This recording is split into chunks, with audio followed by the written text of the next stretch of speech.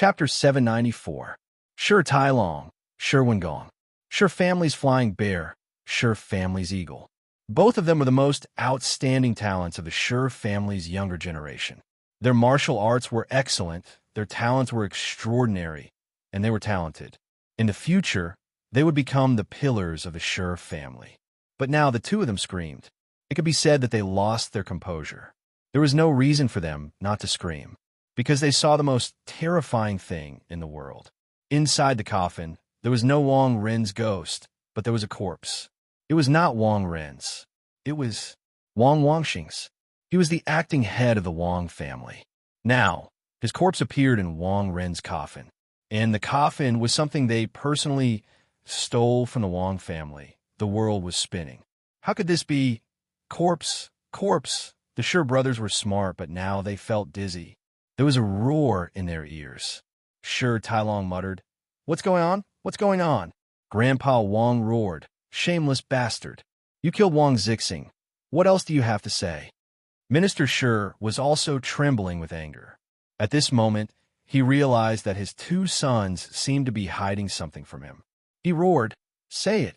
What's going on?" Sure Gong shuddered. He looked at everyone in the magistrate's office with disdain, hostility, indifference, disbelief, and pleasure. In an instant, he felt as if he was standing on the opposite side of the world. He was no longer the young master of the Sure family who was admired by everyone, but a deranged murderer. Right now, in the yamen, the coffin was opened in the middle of the hall. The imperial envoy was present. The yamen officials were there as witnesses. The Wang family was also present. The coffin contained Wang Wangxing's body. Under everyone's gaze, there was no way to deny it. A big black and multicolored pot was thrown over with a bang. There was no leeway to explain. Sure Gong's face was pale. He hissed, "It's not us. It's not us." Grandpa Wang was so angry that he laughed. "You mean we killed Wang Zixing, hid his corpse in the coffin, and then framed you?" Sure Gong was angry and panicked. His mind was in a mess. He subconsciously shouted, "It must be like this. It must be like this." Grandpa Wang roared, "Bullshit. Don't forget that day when you stole the coffin. It was Zixing who confronted you. Afterwards, Zixing went to Rongwa Manor to ask for help, and the people of Rongwa Manor also saw him alive. Brat, what else do you have to say?" At this moment, Jia Sherdao said lightly, "So Grandpa Wang knows about it too. The Rongwa mansion can testify." Grandpa Wang's face turned green and white. Suddenly, he knelt on the ground and kowtowed to Jia Sherdao. The Wang family was possessed by the Rongwa house. It was Wang Qi who was crazy. How do you want to deal with it? The Wang family will not complain. Today, the country has its own laws, and each family has its own rules. The Sure family stole our Wang family's coffin first, and then they killed Zixing and hid his body. They are simply deranged and deserve to be punished. The entire Wang family respectfully asks the imperial envoy to uphold justice. Everyone from the Wang family knelt down and shouted, "Imperial envoy, please uphold justice." Jia Sherdao's eyes fell on the Sure brothers' faces. Minister Sure was shocked. He knew that, at this moment, the Sure family was in a very dangerous situation. Now, under the watchful eyes of the public, the situation was very difficult. Escaping was the last thing they could do. After all, in front of the imperial envoy, resisting was tantamount to lying to the emperor. When the gold medal was revealed, the Sure family's 100 years of foundation would be gone. Now, it was time to make a decision.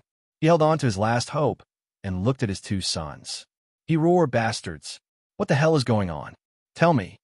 Stallone looked as if his worldview had collapsed. He suddenly rushed to the side of the coffin and turned over Wang Zixing's body. He desperately searched inside and muttered, "What's going on? What's going on?" Sure Gong shouted, "Father, it's not us who killed him. It's a ghost. It's Wang Ren's ghost." As soon as he finished, he was slapped hard in the face. Sure Gong spun and flew out. Minister Sure was furious. After slapping his son, he roared, "Sure Tai Long." Sure Tai Long looked at his father in a daze. He had lost his usual calmness. Everyone had a limit.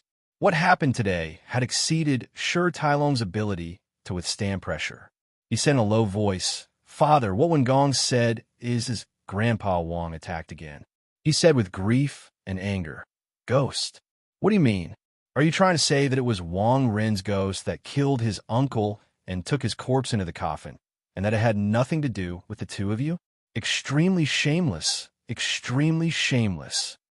Wen Gong covered his face. His father finally hit him. He couldn't play Amulo's tricks anymore. The child was on the verge of breaking down. He shouted, "Father, I'm not lying. It was Wang Rin's ghost that came out that day and tortured us. I'm not lying."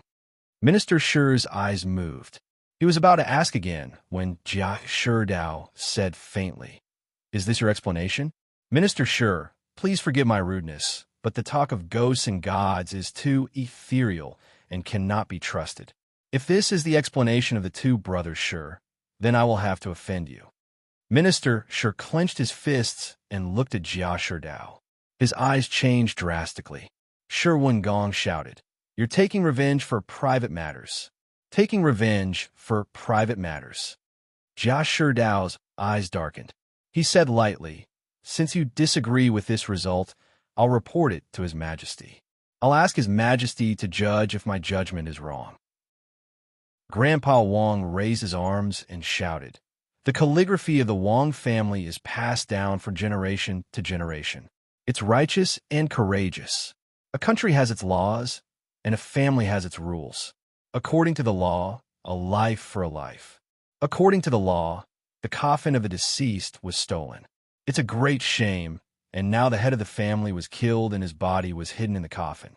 This is unacceptable. As the saying goes, when a man gets angry, blood will spill. Today, the Wang family has been humiliated, and we must wash it with blood. Otherwise, we won't be able to raise our heads in Jinling. Sure, if you don't give us an explanation today, from now on, the Shi family will be the Wang family's blood enemy. Either you die, or the Wang family's bloodline will be cut off." As soon as he said that, everyone in the Wang family gritted their teeth and put their hands on the hilts of their swords. This was not a lie. Aristocratic families valued their dignity more than their lives. Honor and disgrace were more than benefits. Wang Rin's coffin was stolen. It was already an extremely embarrassing thing. However, the Shi family was powerful, and the Wang family could still choose to block the news and pretend that they did not see it. But now, Wang Zixing's body was in Wang Rin's coffin. The head of the family was killed, and the dignity of the entire family was trampled on. If they still pretended that they did not see it, the Wang family would not be able to survive in Jinling. Seeing that a fight was inevitable if this was not handled well, Jia Shidao's face darkened. His Majesty has decreed that there can be no chaos in Jinling. Minister Shi, if the two families fight, no matter the casualties, the Shi family will bear all the consequences. Say something. The situation was so serious that Minister Shi's fingernails had dug into his flesh and blood was flowing down. After a long time, he closed his eyes and said lightly, just as the imperial envoy said, "All the evidence points to my son. They can't escape suspicion. They stole the coffin first and then murdered Brother Zixing. I have not taught my son well, and I am ashamed to face the Wang family. Today, the evidence is conclusive, and the Shi family has nothing to say." Wen Gong's face was full of disbelief. He said mournfully, "Father, it really wasn't us." "Wen Gong!" Shi Tailong suddenly shouted, interrupting Wen Gong's scream. He had already calmed down. He took a deep breath and said slowly, "Say no more." Minister Shi looked at Shi Tailong.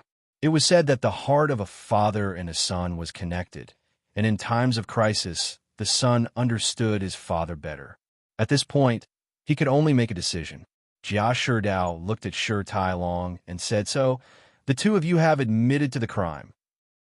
Shi Tailong took a few steps back and said calmly, "Although Mr. Zixing's body is in this coffin, and it seems that the two of us can't be cleared of suspicion, there are still many suspicious points in this case, and I hope the Imperial Envoy can investigate clearly," Grandpa Wang said angrily.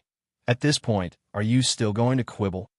Shi Tailong replied, "The two of us really didn't kill Mr. Zixing, and we didn't know that his body was in this coffin. Otherwise, we wouldn't have brought this coffin here. In this world, there is no reason for us to bring evidence into a trap. Jia Sherdao interrupted his explanation and shook his head. Wang Ren's coffin was stolen by the Shi family, and the fact that Zixing's body was in the coffin is also related to the Shi family.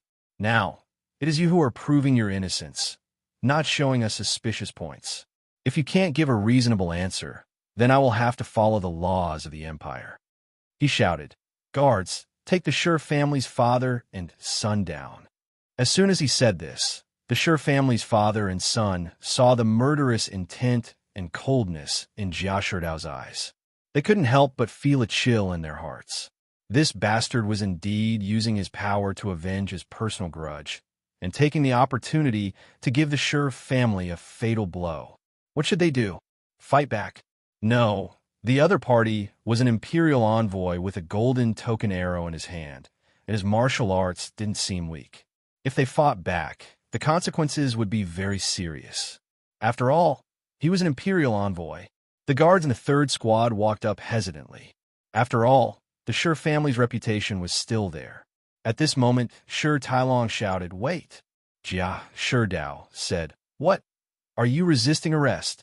Shi Tailong said loudly, "This has nothing to do with my father.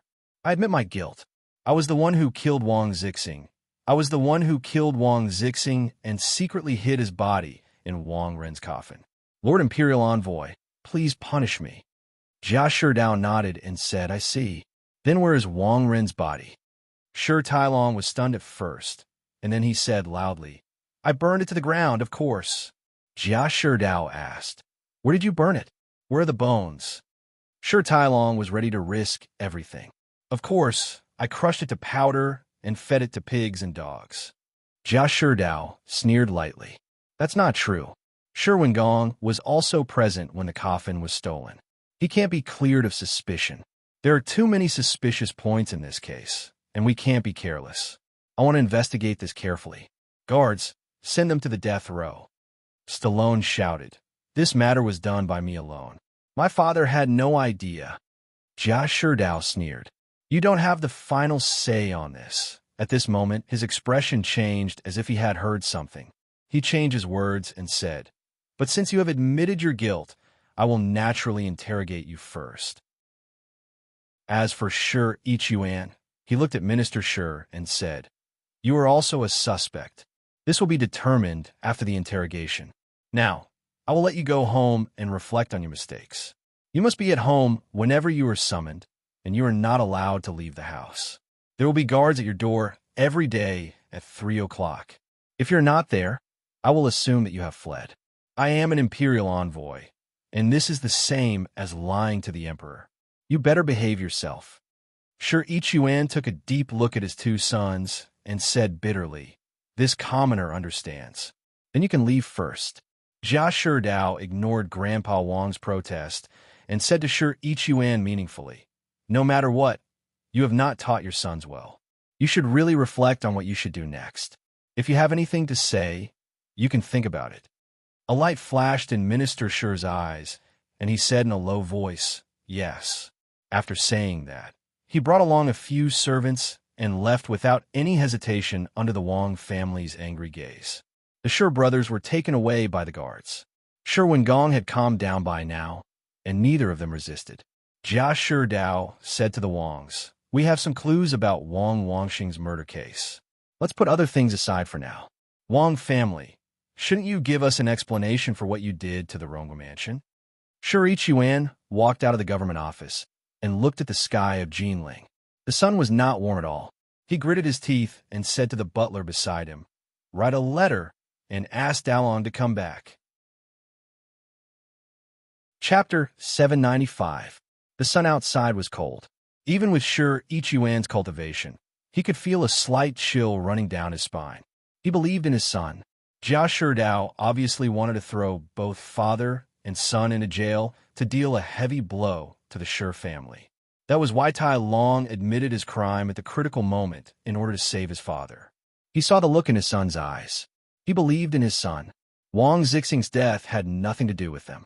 Minister Shi clenched his fists. Someone wanted to mess with the Shi family. Jia Sherdao, could be you? Where did you get the guts to do this?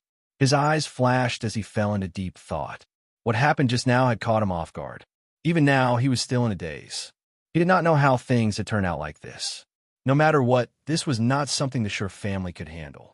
He had to ask for help from that person. He pushed away the butler's help and entered the carriage himself. As soon as he entered the carriage, he saw a young man sitting opposite him. The young man had short hair and was wearing strange clothes. The young man was smiling at him. He looked vaguely familiar, as if he had seen him somewhere before. Just as he was about to speak, the young man reached out and grabbed him. It was just an ordinary grab. It did not seem to contain any internal energy or techniques. However, to Minister Sure, who bore the brunt of it, this grab seemed to contain all the martial arts that existed in the world. It was unavoidable and unblockable. It was a martial art that should not exist in this world. He was dragged into the carriage by his hair like a child. With a muffled sound, the door of the carriage was closed. The butler outside heard the noise and asked, "Master?" Sure Ichuan was on the ground. He was kicked in the head. "Speak." The butler outside did not seem to hear the words "speak." He asked again, "Master?" Minister Sure was indeed the head of the Sure family. He understood the situation quickly. He immediately said, "Nothing. Hurry up and go home." The voice said again, "Get up and sit. The people outside can't hear our conversation." Sure Ichuan cautiously crawled up and glanced at the young man. The more he looked, the more familiar he seemed. He seemed to have seen this young man somewhere before. Sure Ichuan cautiously cupped his hands. "May I know who you are?" That person calmly sat on the cushion of the carriage and lightly said, "I'm the one who hid Wang Wangxing's corpse in Wang Ren's coffin. I'm also the one who scared your two idiotic sons. The ghost of Wang Ren they are talking about is me. Today, your Sure family suffered a great loss because of my plan." Sure Ichuan suppressed the anger in his heart and said in a deep voice, "May I know your name?" The young man smiled. "I think that when you go back and write a letter to your master asking for a plan, he should tell you. If he doesn't, it means that he has treated you as his cannon fodder and abandoned pawn, a sacrifice that I can crush with my finger." He smiled at Sure Ichuan and said, "Your eyes are bewildered. Do you think I look familiar? I think the reason you find me familiar isn't because you've seen me before. You probably seen my father before." A bolt of lightning flashed through Minister Sure's mind. He shuddered. Sure Ichuan suddenly stood up. Fortunately, the carriage was big and tall enough. Otherwise, the roof of the carriage would have been blown off. He thought that the upheaval that happened in the government office was the most shocking thing to him. He didn't expect that there would be more terrifying things behind. He looked at the person in front of him in shock and took 2 steps back. His eyes flashed with deep shock. He repeatedly said, "Impossible! This is impossible!" Sun Lang looked at him and smiled. "Uncle Sure, right? Nephew Jiaing greets you." Sure Ichuan sat on the ground. Sun Lang leisurely said, "It's not easy to stay in one's position, right? Uncle Sure, your Sure family's meteoric rise in the past 2 years is due to you hugging someone's thigh. I know in my heart, and I can understand." Minister Sure looked at Sun Lang. His eyes were full of panic and fear. The situation was completely out of his control. Even his life was in the hands of the other party.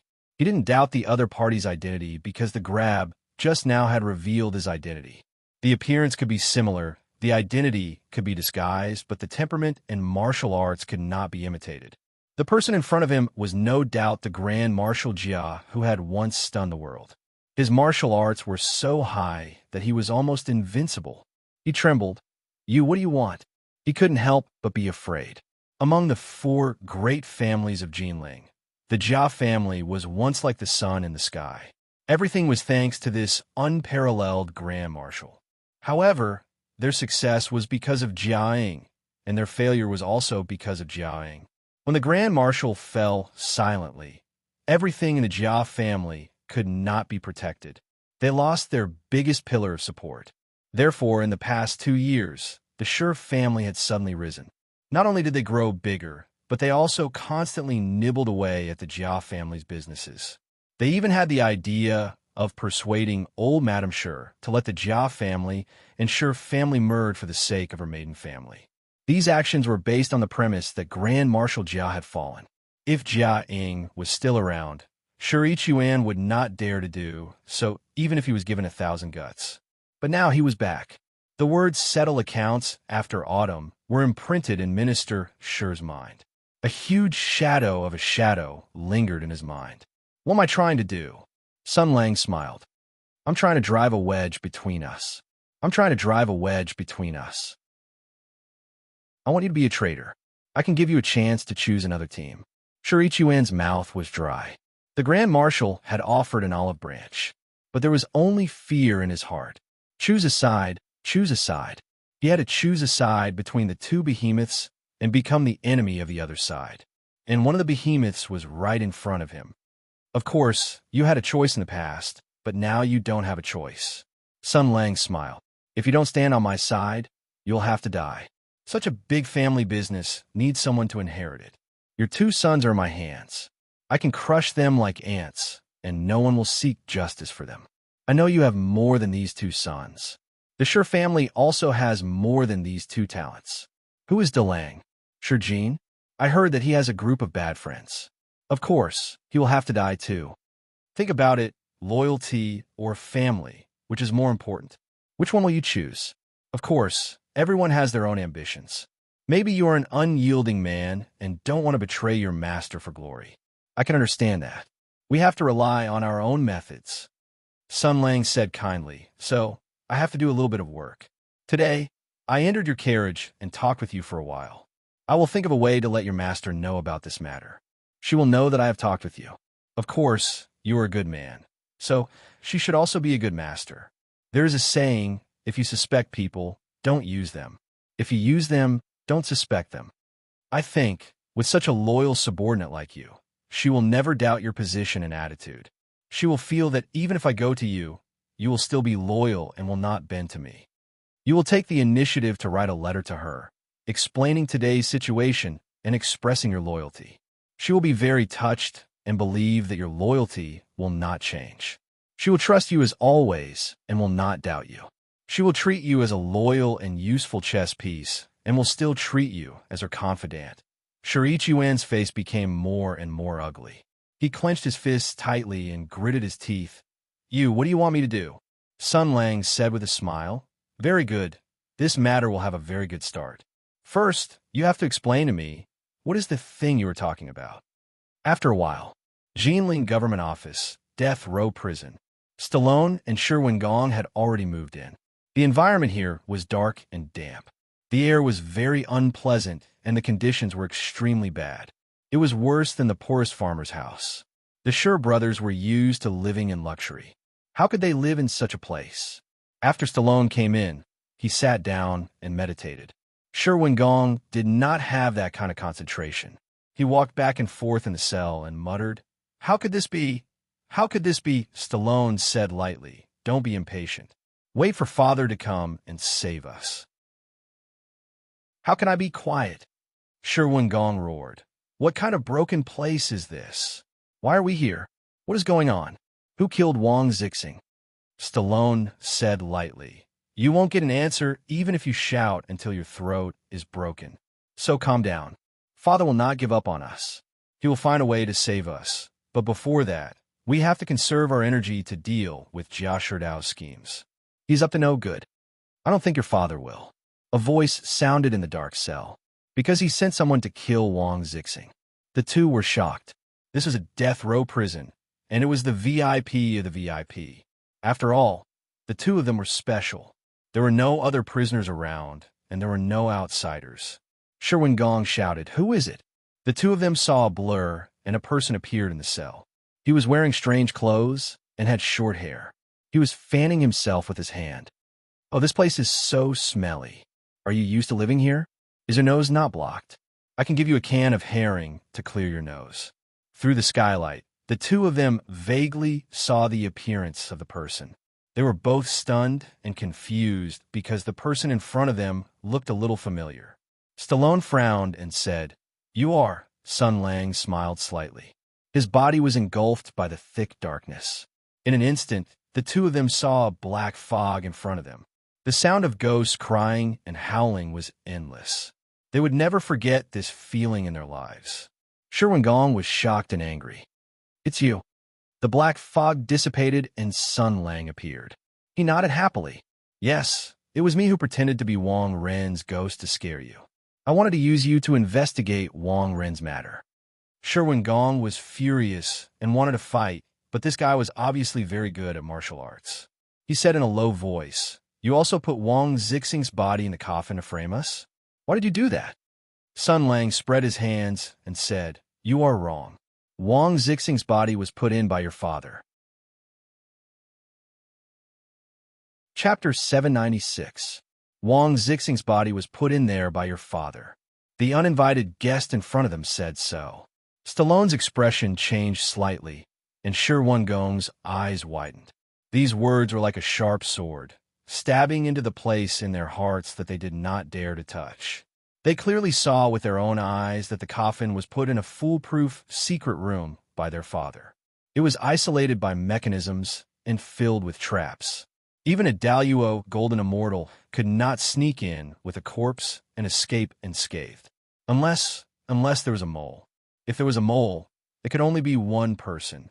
In the whole world, there was only one person who could safely enter that secret room to secretly change the corpse.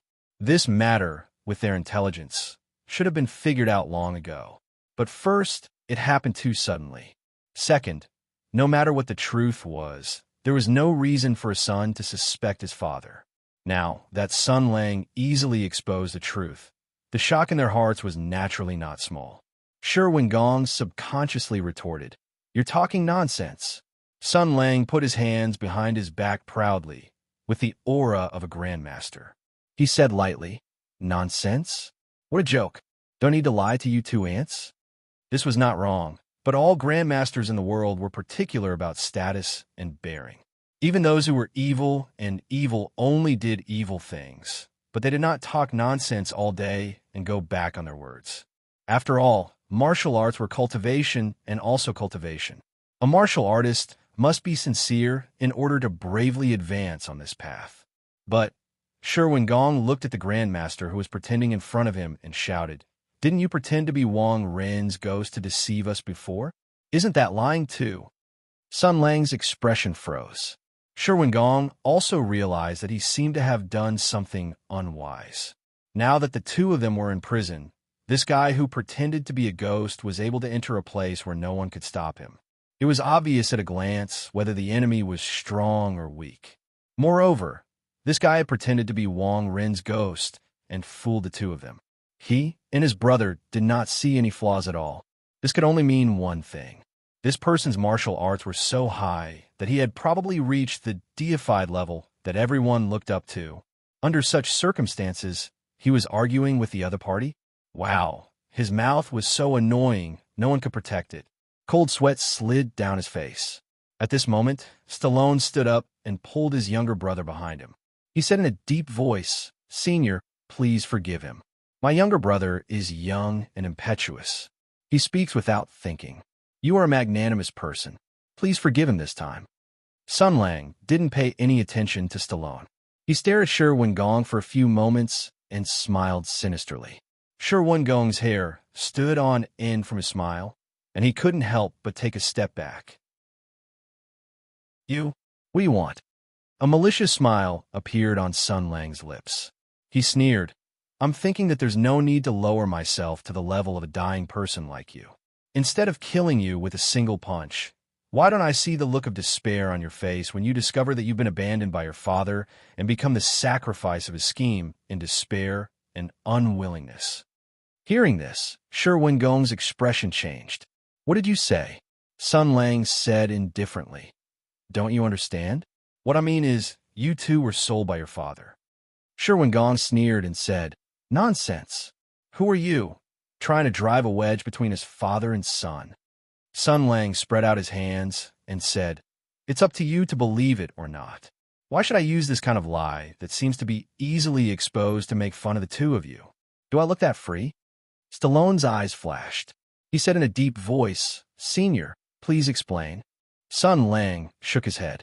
"There's nothing to explain. I'm here today to give the Sher family a chance. Your father has fallen deeper and deeper.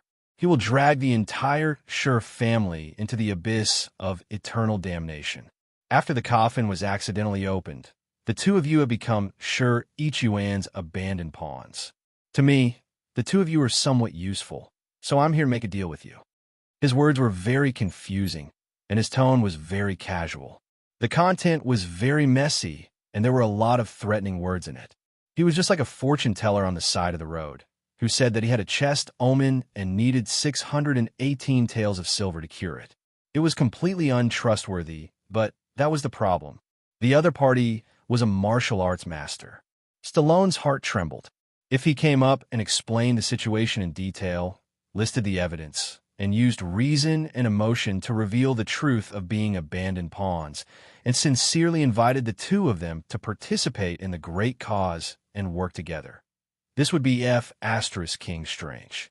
A martial arts master had his own dignity and pride. Why would he be so long-winded with mortals? Stallone's heart moved slightly, and he stopped his brother who wanted to ridicule and question him.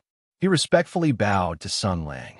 Junior Sher Tai Long is willing to know Senior's name. Sun Lang smiled faintly.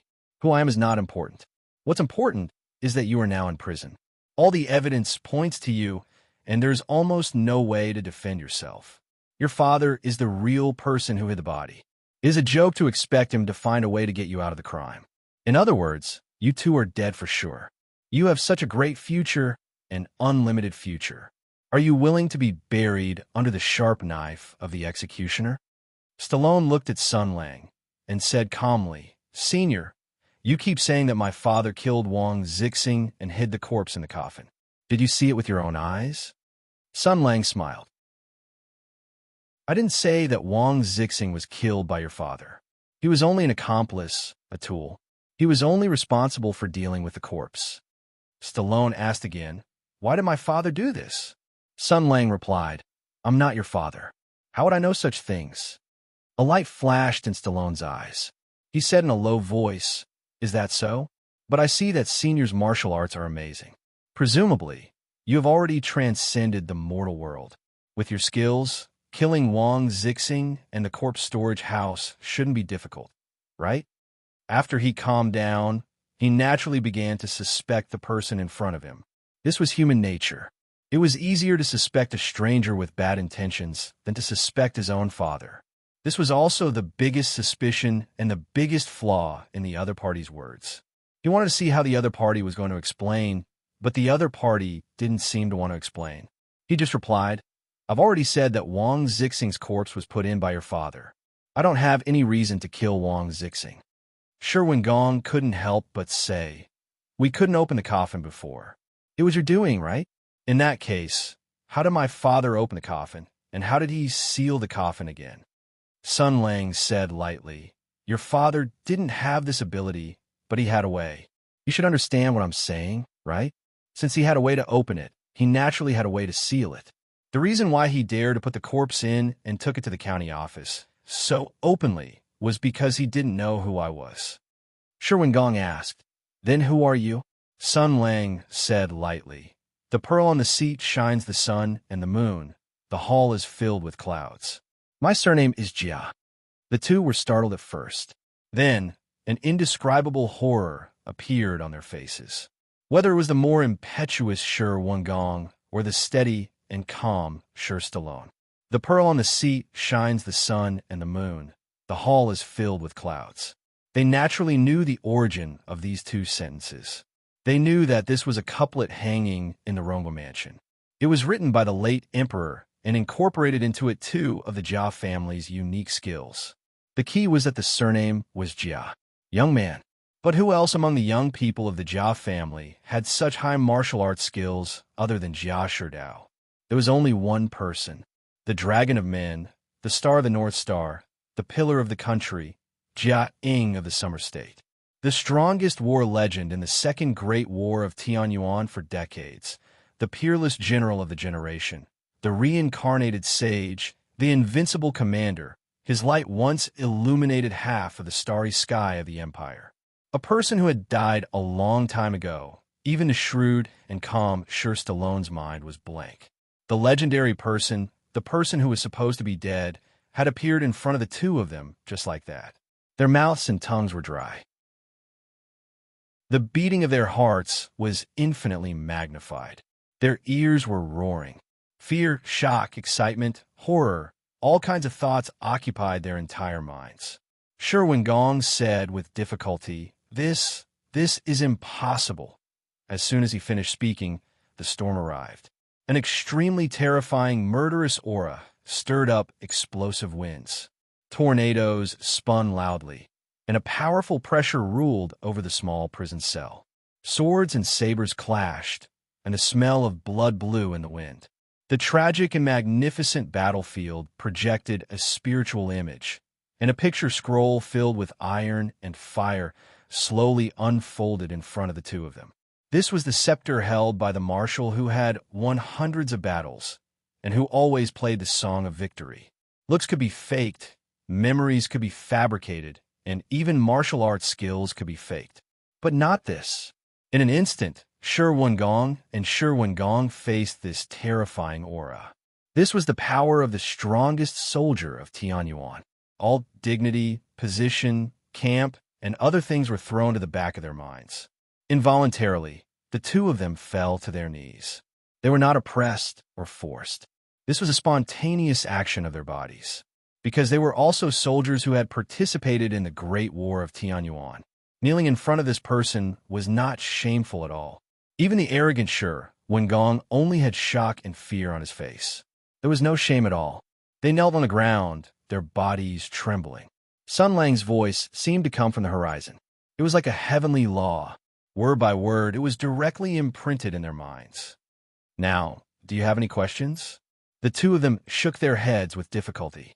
Then they bowed and kowtowed, saying in a trembling voice, The old generals of Tianyuan greet the marshal. The terrifying aura dissipated, and the two of them fell to the ground. Their bodies were drenched in sweat, and they couldn't even move a finger. They watched Sun Lang walk around the prison cell, and every step he took seemed to shake their hearts, causing them to involuntarily tremble. Sun Lang said indifferently, I'll say it again. I didn't kill Wang Zixing. Wang Zixing's body was placed in the coffin by your father. Do you believe me now? The two of them still had lingering fear. At this moment, they nodded like they were pounding garlic.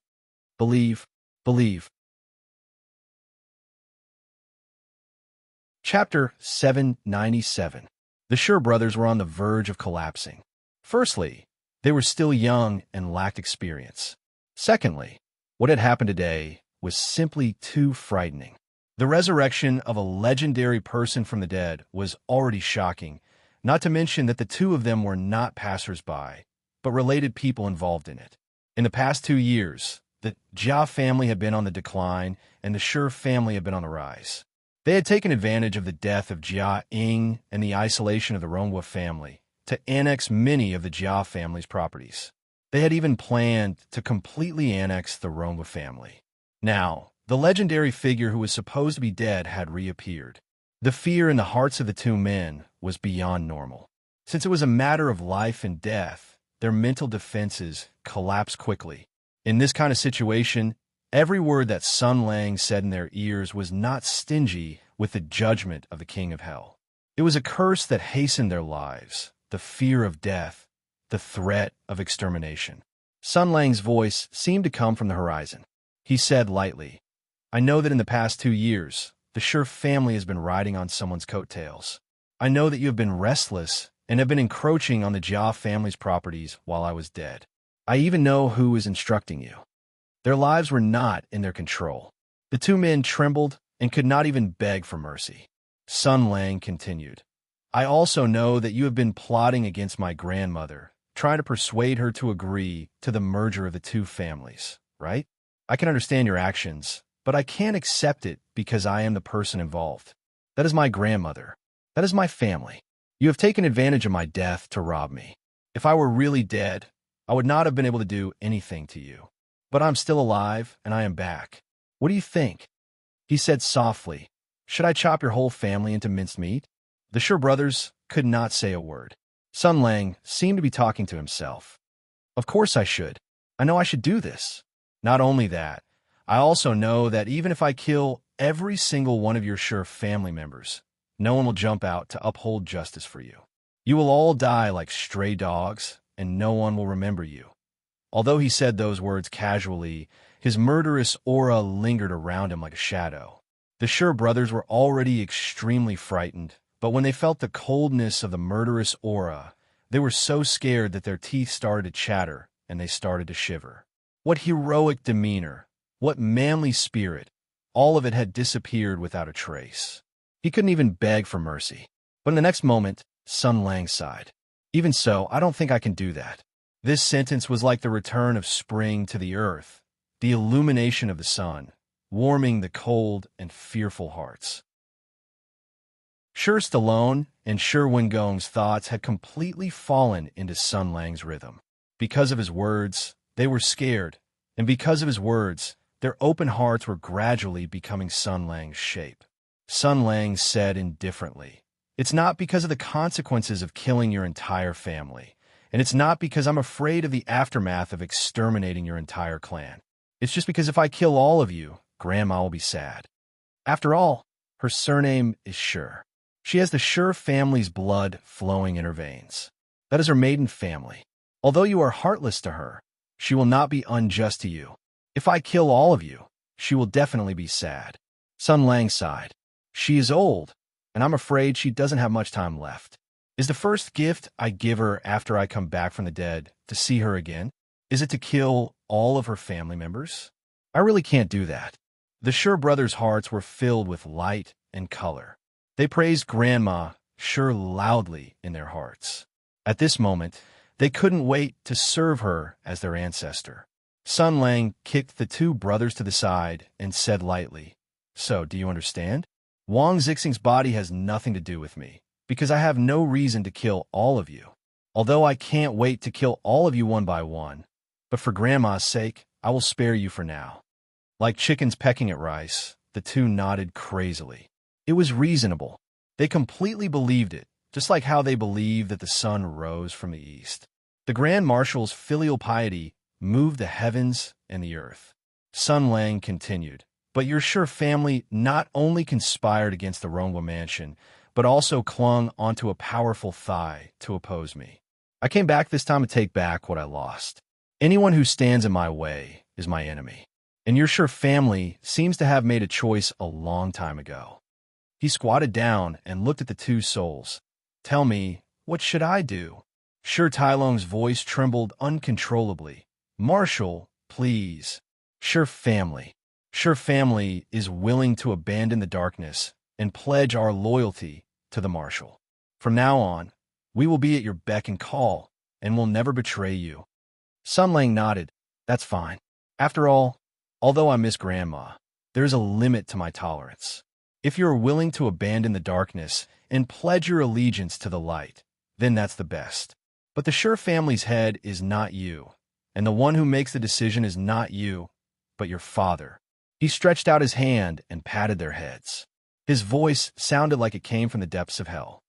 As for your father, he planned to walk down this path to the end.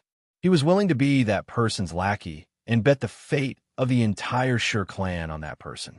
He didn't even hesitate to sacrifice the lives of the two of you. The only result of his actions was to drag the entire Sure clan into hell. The two of you had to die, and so did he. The entire Sure clan had to die. Sure Wingong's voice trembled. "It's father's fault." "Yes, that's it. Sure Wingong, you are smart, much better than your father." Sun Lang's voice was filled with encouragement and praise. "Do you know why I came to find you and not your father directly?" Sure Wingong shook his head blankly. "Because your father has already been corrupted and depraved. He is willing to be a lackey. Even if I go to him, he will definitely feign civility on the surface and secretly report to his master. He is already hopeless and deranged. He is not worthy of trust. Is a person who does not hesitate to sacrifice his two sons worthy of trust? Is not worth it."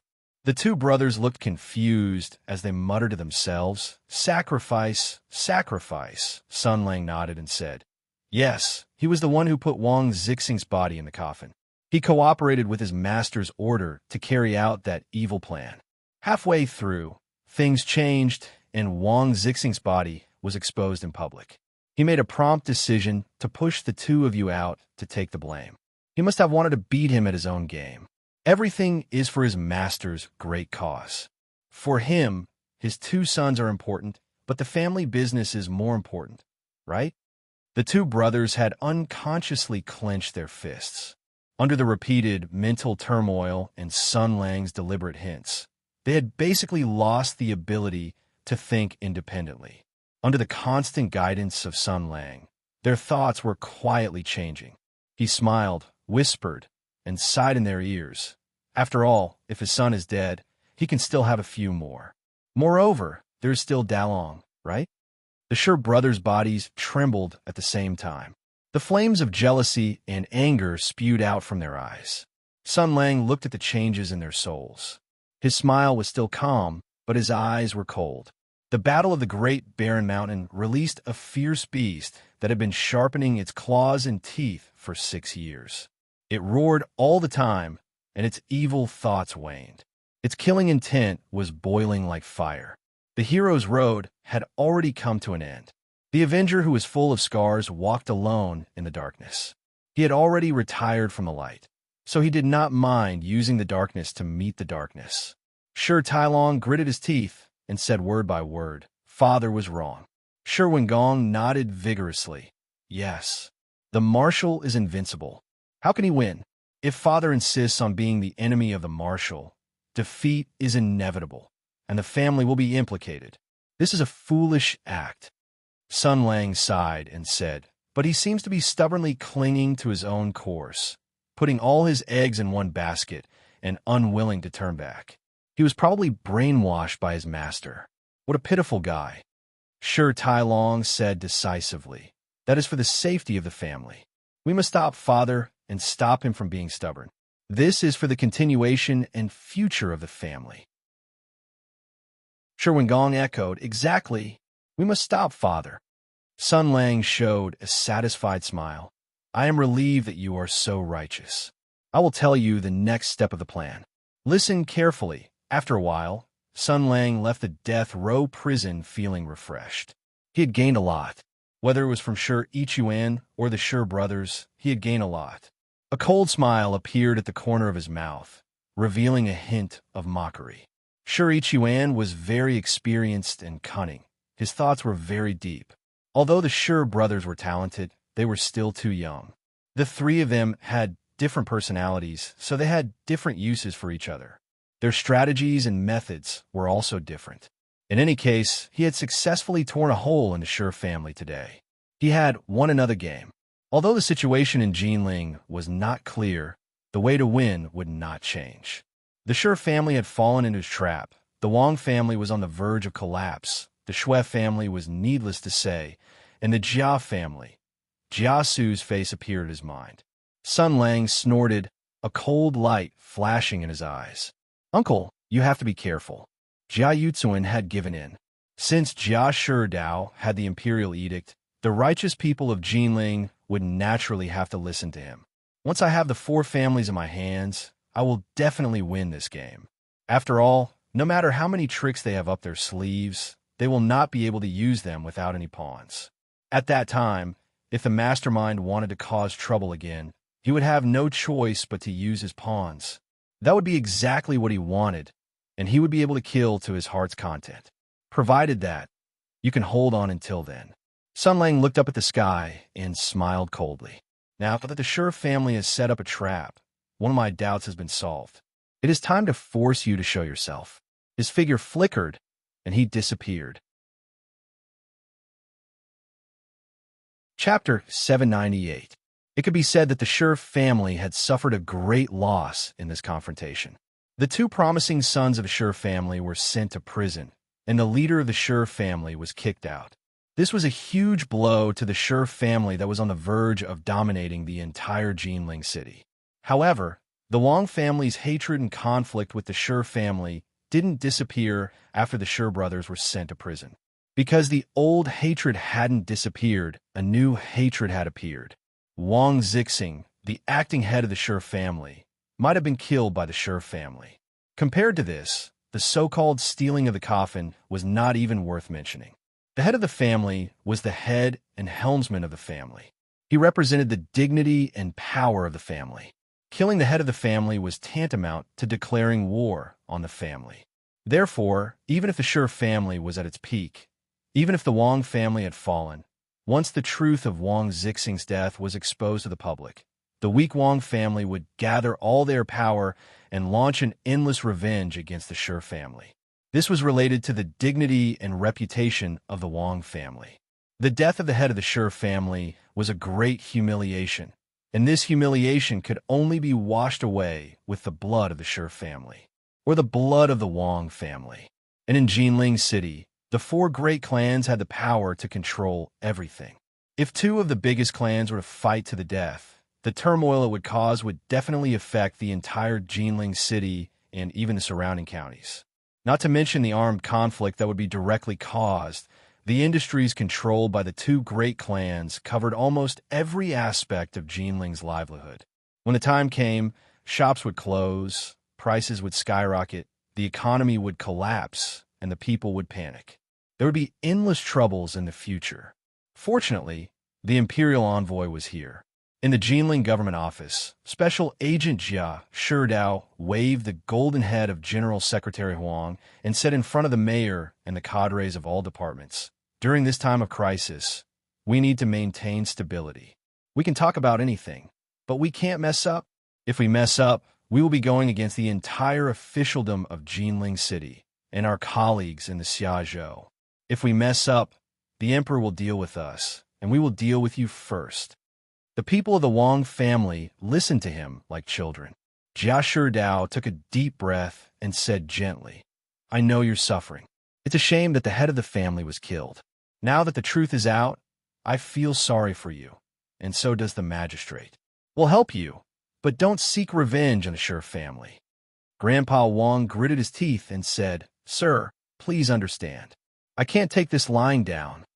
Jia Shidao said meaningfully, "Evil is doomed to destruction.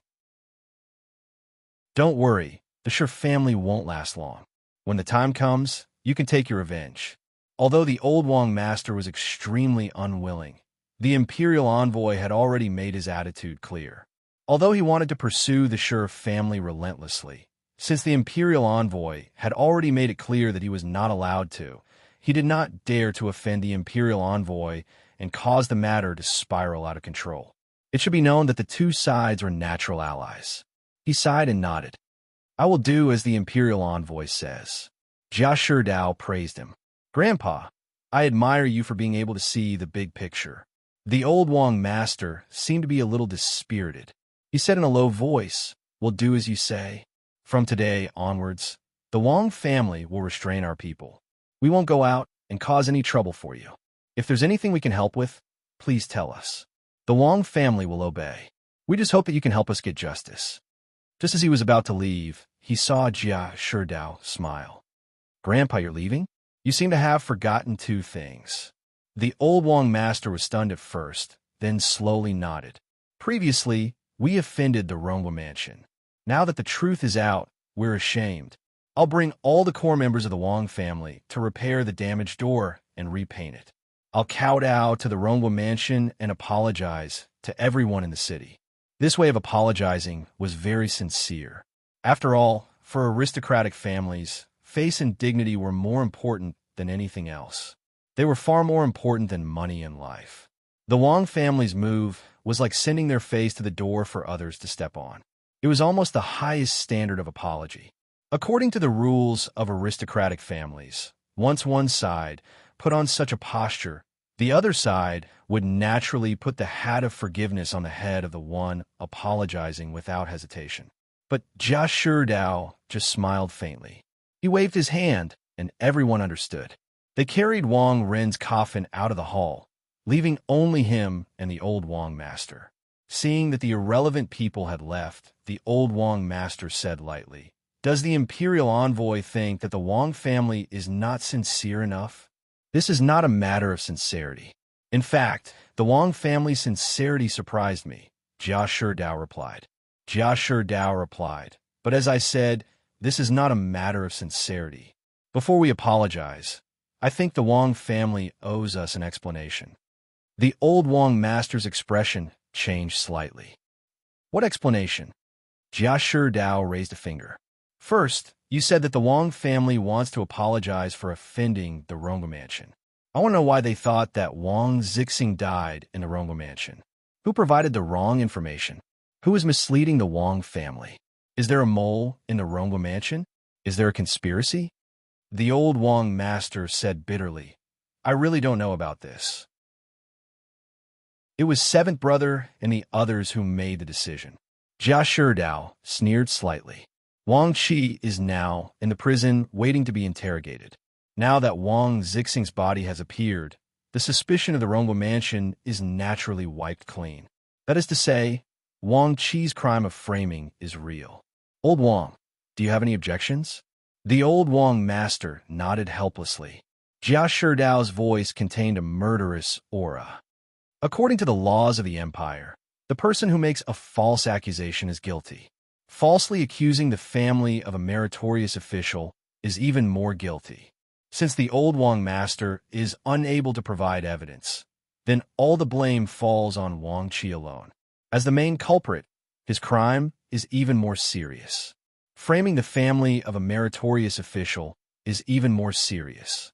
According to the laws, such a serious crime can be punished at will. The old Wang master's face flashed with pain. Sir, Jia Dao's heart was like stone. He looked coldly at the old man, and his tone was frighteningly calm. You shouldn't have dared to touch the Rongwa mansion. I will investigate this matter to the end.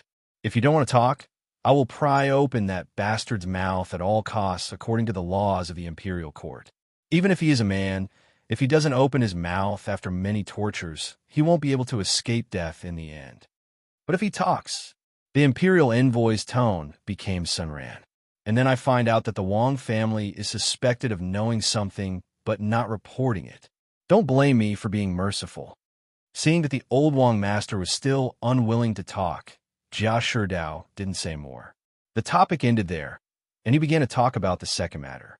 Speaking of which, the old Wang master seems to be in a hurry to leave. The old Wang master's heart thumped. He asked, What do you mean, imperial envoy? Jia Dao glanced down the hall. Wang Ren's coffin was placed there, but Wang Wangxing's body was lying in it. A group of people were crying around it, and Wang Ren's widow didn't know how to cry. She was crying with her child in her arms. The imperial envoy asked. Wang Ren's coffin was stolen by the Shi brothers, but Wang Wangxing's body appeared in it. Then where's Wang Ren's body? The old Wang master doesn't seem to care about this matter. The old Wang master's right hand trembled. He lowered his eyes and said as if nothing had happened, The master has been killed. The whereabouts of Wang Ren's body isn't important. I was planning to gather all the people and fight the Shi family to the death. Why would I care about such a small matter? You stopped us from seeking revenge and said that you wanted to seek justice for us. So naturally, the matter of Wang Ren will be left to you, sir. A cold light flashed in Jia Dao's eyes.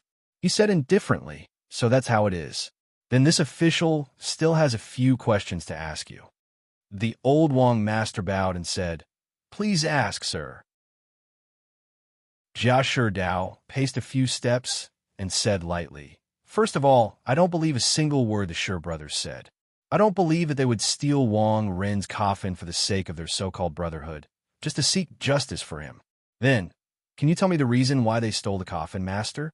The old man shook his head and said, Those bastards are crazy. How would I know what they were thinking? Sir, why don't you torture the two brothers? You will definitely get the truth. Jia Dao snorted coldly in his heart. He threw out the second question. I saw that Wang Ren's coffin was made of good material, and it was very big. It was such an expensive coffin, and the craftsmanship was the best. It could be called a treasure in this world. Even the Ningguo mansion doesn't have a coffin like this. And as far as I know, Wang Ren was an ordinary son of the Wang family. The meaning of his words was obvious. Wang Ren was a good-for-nothing son of the Wang family. How could he deserve such a good coffin? The old Wang master said lightly, That's because of his dead father. This is a private matter of the Wang family. There are all kinds of inside stories, and it's not for outsiders to know. Are you also interested in family matters, sir? Then this old man can explain the inside story to my lord. The old fox was so cunning. When Jia Sherdao heard this, he knew that the old man had already made up a set of excuses in his heart. If he asked further, it would just be a bunch of nonsense about the Zhang family, the Li family, and the Wang family's daughter-in-law being shameless. He cursed in his heart and threw out the last question. I just returned home recently. I heard that Wang Rin's death caused quite a stir. How did Wang Rin die? Can you tell me, sir? The old Wang master looked at him and suddenly sighed. To be honest, sir, from Wang Rin's body, there are all kinds of signs that indicate that the person who killed him was most likely his biological sister, Wang Shifeng, who married into the Rongwa mansion. Jia Sherdao showed a timely expression of shock. Is that so? The old man shook his head and said, It's really embarrassing for the Wang family to have such a scandal. This is also a big scandal of the Rongwa mansion. I dare to say, sir, why do you care? Now that Zixing's hatred has overshadowed everything, the Wang family is determined to take revenge on the Shi family. Everything else is not important. Now that you're willing to uphold justice for the Wang family is very grateful. I know that you have a good relationship with the Rongwa mansion, so the Wang family is willing to let go of Wang Ren's death. As for Wang Shifeng, the Wang family does not have this daughter. He looked at Jia Sherdao and said, What do you think? Jia Sherdao was stunned at first. Then he waved his hand and said, Sir, you have misunderstood. In fact, I'm very interested in this matter. Maybe Wang Ren's death is not as simple as you think. After all, what motive did Wang Shifeng have to kill her brother? Why would she do that? The old Wang master looked unhappy and said, Only that bitch Wang Shifeng knows about this matter. Sir, why do you keep pursuing this matter? If you're really interested, please send someone to find the escaped Wang Shifeng. As long as you catch her, everything will come to light. This old man was like a tortoise made of iron. Jia Sherdao tested him a few times, but he was easily blocked. He did not get any useful information. He was angry, so he threatened the old man a few more times and sent him away. The Wang family left like a swarm of bees, and the small officials of the various departments also left. Jia Yutsuan saw that the imperial envoy was in a bad mood and did not want to summon him. So he went to instruct the people. In a moment, everyone in the hall had left, leaving only the imperial envoy sulking. He remembered the old Wang master's face and gritted his teeth. That old man. A voice sounded out of nowhere. Don't worry, he won't be able to jump around for long. Hearing this, Jia Sherdao's face lit up. Brother. A white shadow flashed, and Sun Lang came to his side. He said, You did well, but your ability to scare people is still lacking. Otherwise, that old man Wang wouldn't have been able to turn the situation around. Jia Sherdao was stunned. Brother, you were here before? Why didn't you give me advice? Sun Lang sneered. Why would I give you advice? This old man withstood the pressure of the imperial envoy and left satisfied. Isn't that good? Jia Sherdao was stunned at first. Looking at his brother's expression, he did not seem to be mocking him on purpose. He thought about it carefully, and his expression changed slightly. Brother, are you trying to lure the snake out of its hole? Sun Lang nodded and said, The Wang family used Wang Wangxing's death as an excuse to threaten the Rongwa mansion. Their plan, which was originally in the bag, was completely destroyed by our gold medal. But the mastermind behind all of this seemed to have been prepared for a long time. They had already set up a strategy to seek victory in defeat. They knew that we could not fall into their rhythm. So they opened up the second battlefield and put the blame for Wang Wangxing's death on the Shi family. They wanted to use this to stir up the muddy water and erase the enemy's advantage. Jia Sherdao nodded. This was the strategy they had set up from the beginning. Sun Lang continued. The Wang family's excuse for going to the Rongwa mansion was Wang Wangxing's death. Now that the Shi family is the suspect, the Wang family has lost their moral justification and is in an extremely awkward situation. The mastermind's plan to kill Wang Wangxing and put the blame on the Rongwa mansion has failed. They were in the wrong first, and you had the gold medal and the arrow. If they insisted on pursuing this matter, The Wang family would not be able to withstand it even if they had 3 heads and 6 arms. This should have been one disaster after another. But at the critical moment, Elder Wang unexpectedly turned the tide and took the opportunity to attack the Shi family. He got the imperial envoy to help him and gave an explanation for the trespassing of the Rongwa mansion. He then turned the main conflict to Wang Wangxing's death and weakened the secret and influence of Wang Ren's death. In the end, he even stopped you from investigating Wang Ren's death. Sun Lang spread out his hands. This move can be said to come and go like a ghost. If I were the mastermind behind this, I would be relieved to see that my subordinates were so capable. I would definitely think of a way to save the situation. Jia Shidao's eyes flashed. A chance. Sun Lang nodded. A chance. If he wanted to come out and reorganize the situation, he would naturally leave clues and traces. Sun Lang's strategy had always been to seek a direct battle. As long as he dragged the hidden enemy to the surface, then he would only need to beat them up violently, and then he would be able to win. He pondered for a moment and asked Jia Shidao, "What do you think of what Elder Wang said?" Jia Shidao said without hesitation, 9 out of 10 sentences are true. Sun Lang clapped his hands. That's right. 9 out of 10 of his sentences are true. In other words, that one line must be extremely important. Jia Shidao said concisely, Wang Ren. Sun Lang nodded heavily. Wang Ren. The breakthrough lies with Wang Ren. But Wang Shifeng is not here, and the old man won't say anything. Jia Shidao murmured. The Shi family must know something. Sun Lang shook his head. They don't know much either. Humph, it fits the style of that woman. Jia Shidao tried to follow Sun Lang's jumping thoughts. That woman, Sun Lang said, yes, Empress. I tricked her before. She is the Shi family's backer. Jia Shidao almost jumped up in shock. Tricked? Brother? Sun Lang nodded and said, yes. I appeared in front of that idiot and his son and almost scared them to death. I also did a little work. He told Jia Shidao about the plan to sow discord. Of course, he emphasized on the rebellion and hid the fact that he instigated the Shi family's father and son to kill each other. After all, he didn't have to report everything in detail, right? Jia Shidao's head was a little confused and inexplicably sour. It was probably the jealousy of Oni Aichan, who had been hiding her identity all this time, told 3B asterisk cheese about her so casually. Or rather, it was the jealousy of some B asterisk cheese who came out of nowhere to interfere with the little secret between two people. He felt very strange. After a while, he asked softly, Brother, since you instigated the Shi family's father and son, why didn't you instigate Elder Wang as well? He must have been scared to death when he saw you. Sun Lang said calmly. Shi Ichuan is the head of the Shi family. He is the absolute ruler of the Shi family. Who is Elder Wang? It's not only useless to instigate him, but it will also cause problems. It's better to use him as a bait to lure the snake out of its hole and let the mastermind behind the Wang family show up. Jia Shidao was surprised. Wait, didn't you already know that Empress is the mastermind behind this?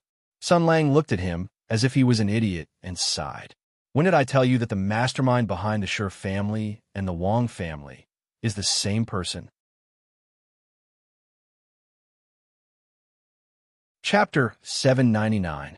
With a loud bang, a small lid of the Yu kiln fell to the ground and shattered into pieces. The broken pieces of porcelain flew in all directions, and the remaining half of the Liuan tea, together with the tea leaves, splashed all over the ground. With this fall, several hundred taels of silver were thrown out. A young man in luxurious clothes was flying into a rage. Rebel! Rebel! How dare they forge an imperial edict gold medallion, and even pretend to be imperial envoys? Simply disgraceful, disgraceful. This young man with extraordinary status was in a rage. A person stood in the hall and stole a glance at the broken tea set on the floor. A trace of pain flashed through his eyes. He flaunted himself as an elegant scholar and loved tea. This Yukiln Dian, she was a rare product in the world. It was one thing for it to be played with by idiots, but now it had become a sacrifice to vent their anger. There were few such good products in the world. He really didn't deserve to be a son, didn't deserve to be a son.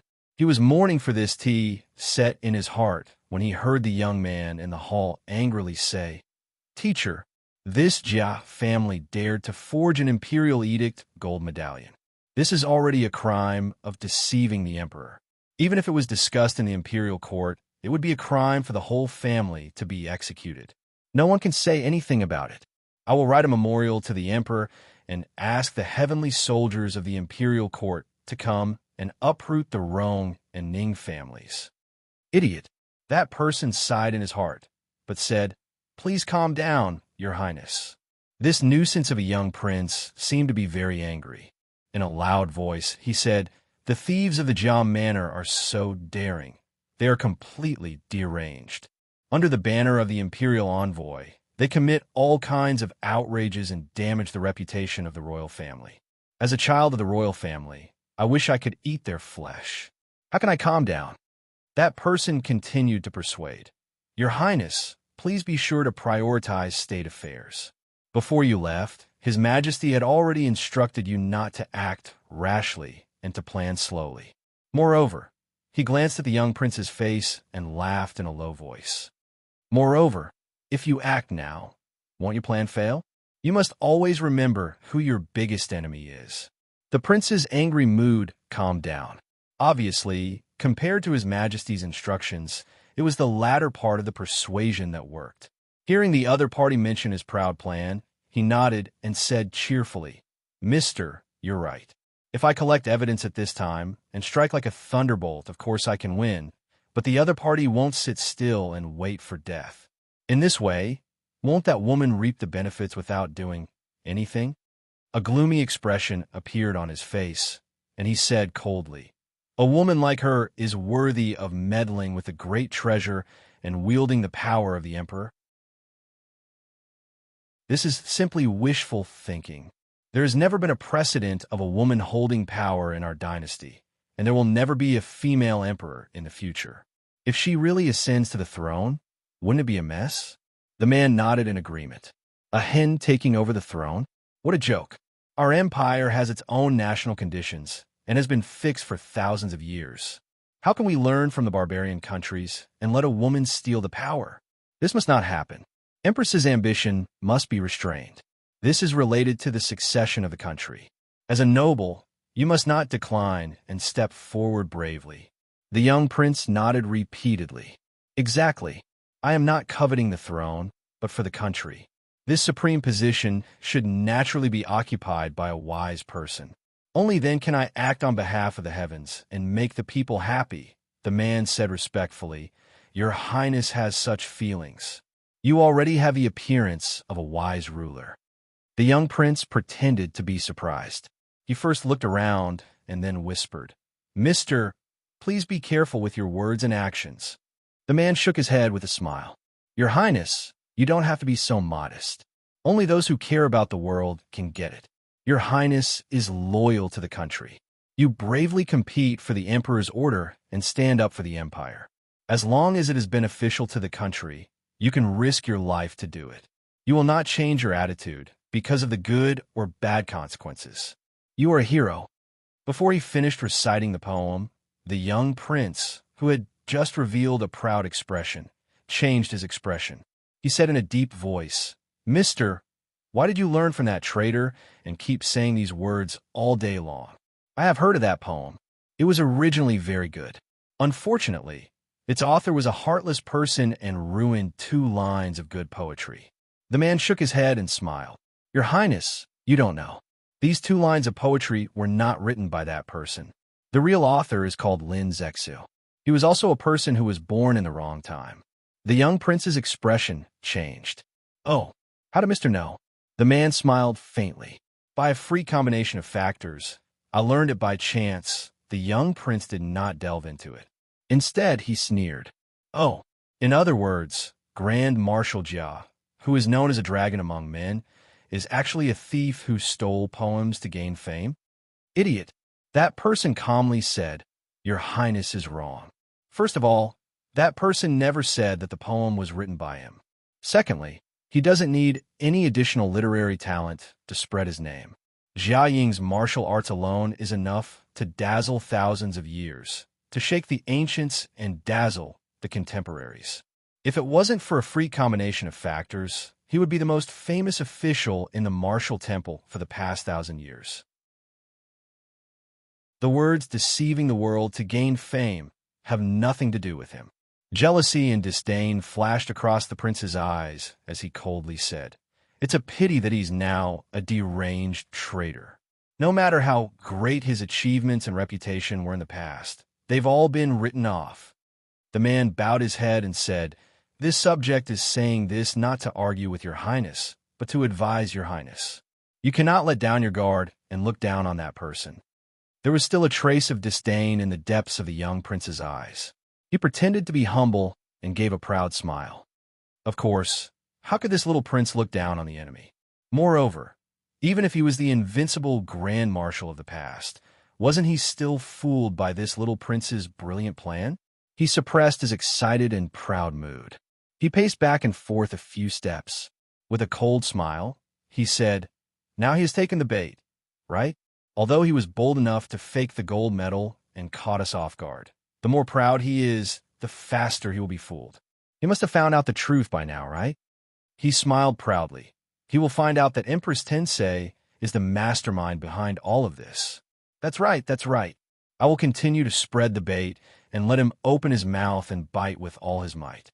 He will bite that woman until he and that woman have a fight. When both of them are injured, then this prince will go out and pull in the net. When he spoke up to hear, he fiercely clenched his fists, as if he had already grasped the audacious and deceitful madman in his palm, and he clenched his fists tightly until the madman exploded from his grip. "Fool!" The strategist praised his lord's wisdom from the bottom of his heart. His highness is a genius.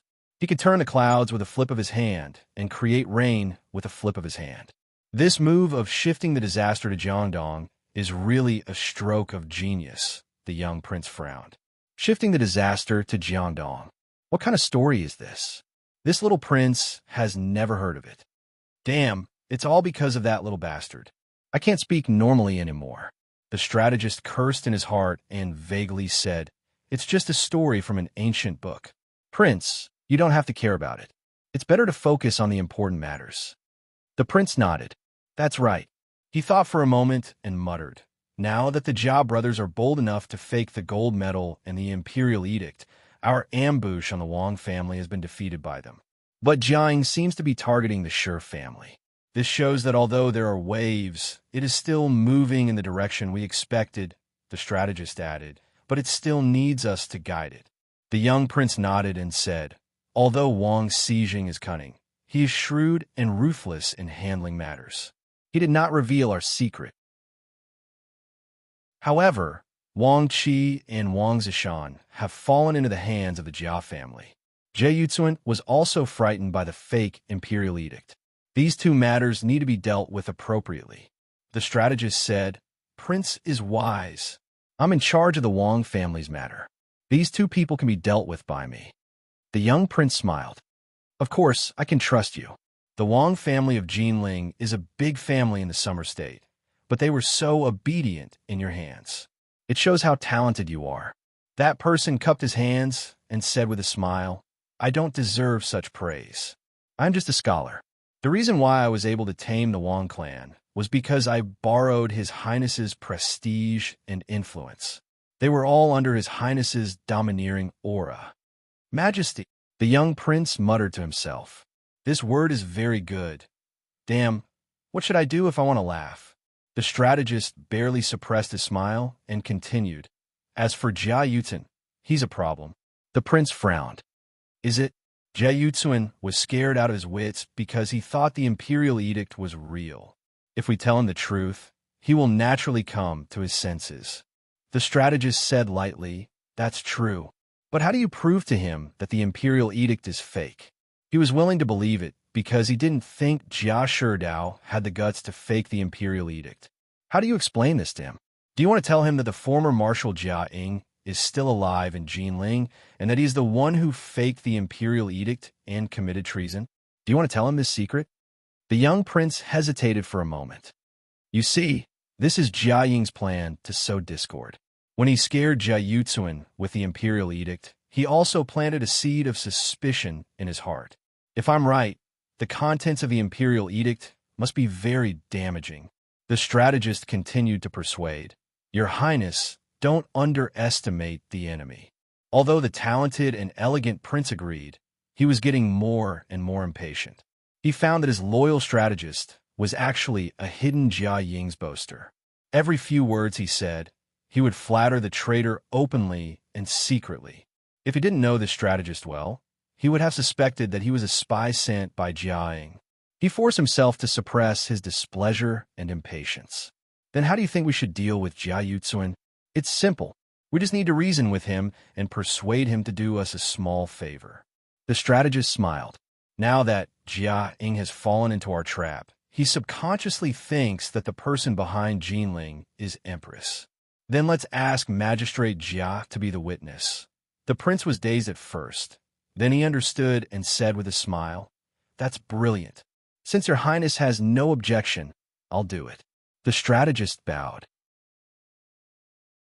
Besides, since Jia Ying has fallen into our trap, we have to start the next phase of the deployment. Jia Su's attitude has changed, and Rongwa's mansion can be activated again. Chapter 800. Strategizing and scheming, toying with powerful opponents in the palm of his hand. In the end, the enemy didn't even know how they lost, even when they were resigned to their fate. This feeling of being high above, of controlling everything, manipulating people like puppets, and shaking their fingers was an interesting puppet show. The strings that connected the puppets were called power and strength. This was the privilege of the upper class, and it was also the game of the upper class. How interesting.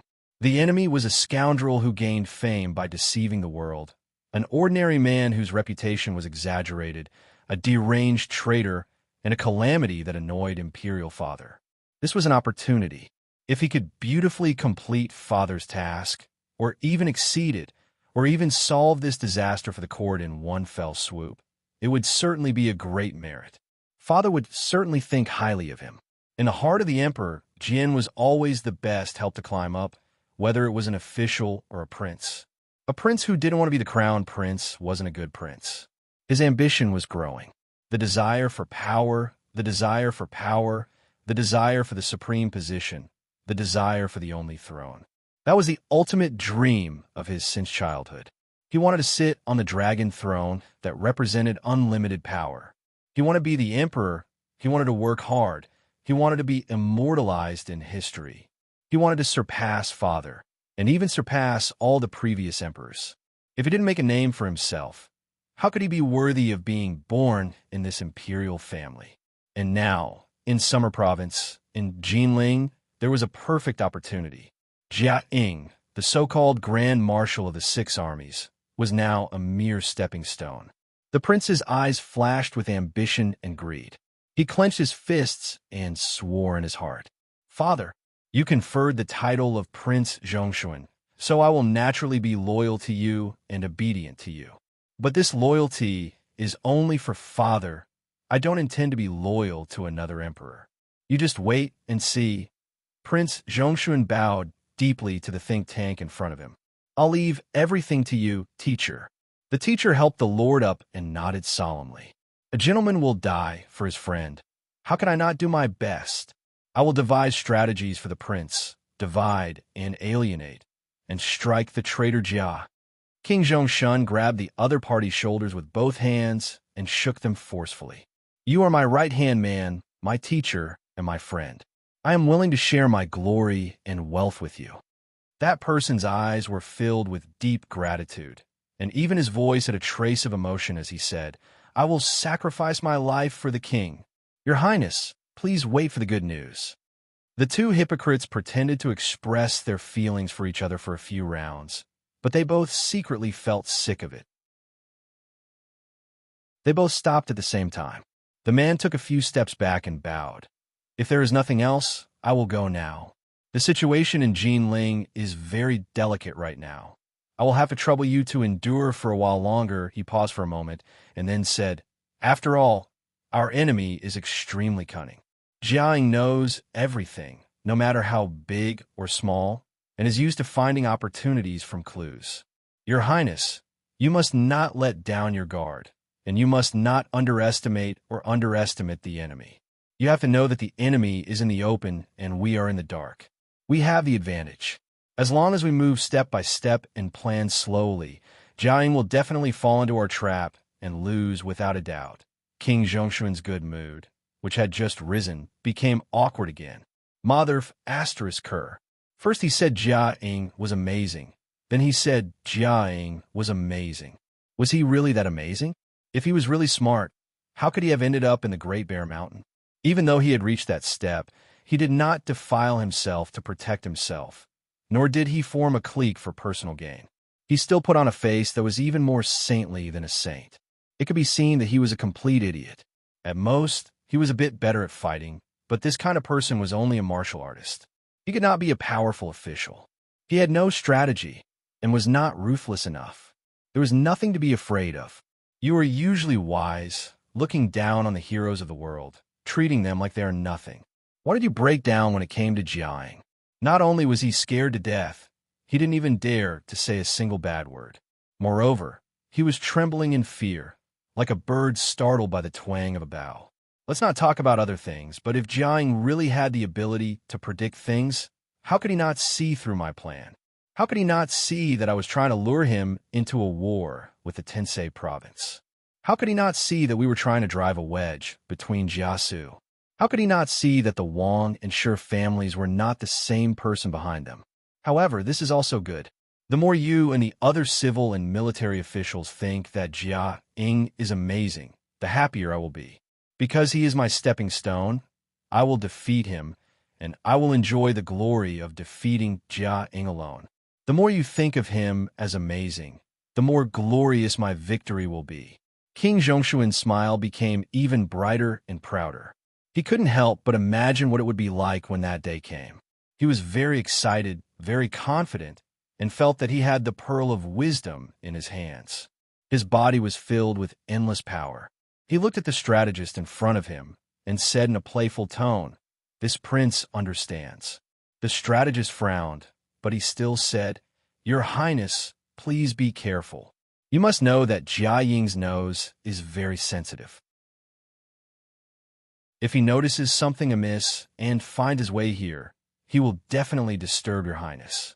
After all, he is a famous general of Tianyuan and has great martial arts. Damn it, are you done yet? If you say that he is good at fighting, I will reluctantly admit it. After all, I have heard of his reputation, but why are you even boasting about his martial arts? Do you think I haven't heard of him? He was originally a good-for-nothing from the Ronghua household, but smoke rose from his ancestral grave, and he was chosen by the sacred sword. That's why he became famous. If I were him, I could do it too. Now that he doesn't even have the sacred sword, what's so great about him? Moreover, how old is he? He was only in his 20s when he died. Even if he started practicing martial arts in his mother's womb, how strong can he be? Fighting can be said to be a fast learner and talented, but martial arts requires hard work. Even if he can use battle to nurture battle, how strong can he be? Prince Zhongshuan looked at this guy who only cared about destroying his prestige and couldn't help but say a few words of sarcasm. Teacher, you are underestimating yourself too much. Think about that Jiaing, a deserter and traitor who luckily escaped from the Great Barren Mountains and even lost the sacred sword. Without the imperial army, how strong can his martial arts be? Perhaps he hasn't even recovered from the injuries he suffered in the Great Bear Mountains. Otherwise, why would he hide in the shadows and not dare to show himself? As the prince said this, he was full of righteousness. After all, the empire had existed for hundreds of years, and the imperial army and martial artists had always been the main theme of national defense. The importance of the imperial army to martial artists was self-evident, and this was something that had long been agreed upon. Once a martial artist was equipped with a suitable imperial army, their combat strength would increase significantly, allowing them to easily defeat martial artists of the same level who weren't equipped with an imperial army. On the other hand, if a martial artist didn't have the imperial army, No matter how high his martial arts cultivation was, it was only natural that he would be defeated when surrounded and suppressed by martial artists of the same level from the Imperial Army. Thus, Jia Ying might have been one of the Empire's few peerless experts when he wielded the sacred sword. But now that he had lost the sacred sword, what was there to be afraid of? Thus, Prince Zhongshuan snorted a few times. I heard that he fled to the lands of the Ming, Song, and Qin prefectures, hiding here and there. Wasn't that the reason? No matter how strong his martial arts are, he's only one person. With the army surrounding him and mobilizing their experts and elites, even if he has 3 heads and 6 arms, how long can he hold out? At this point, a confident look appeared on Prince Zhongshuan's face. He clasped his hands behind his back and said proudly, "This humble prince is carrying out a mission on Imperial Father's orders, so I'm willing to play with Jiang. But if his dog nose is so sharp that he can actually find where this prince is hiding, then he's the one who ran into me." Mr. Think Tank's face was expressionless because he had to keep a straight face. A malicious smile appeared on the young prince's face. "You should know that this humble prince has invited many experts this time. It's fine if he doesn't come, but if he does, then he'll be walking right into a trap. I'll definitely set up an inescapable net for him, and then I'll take a good look at whether the peerless Grand Marshal Jia is still as brave as the rumors say after losing the sacred sword." Humph, humph, humph, humph, humph. Mr. Think Tank kept a straight face and said in a low voice, "Your Highness, violence is the last way to solve a problem.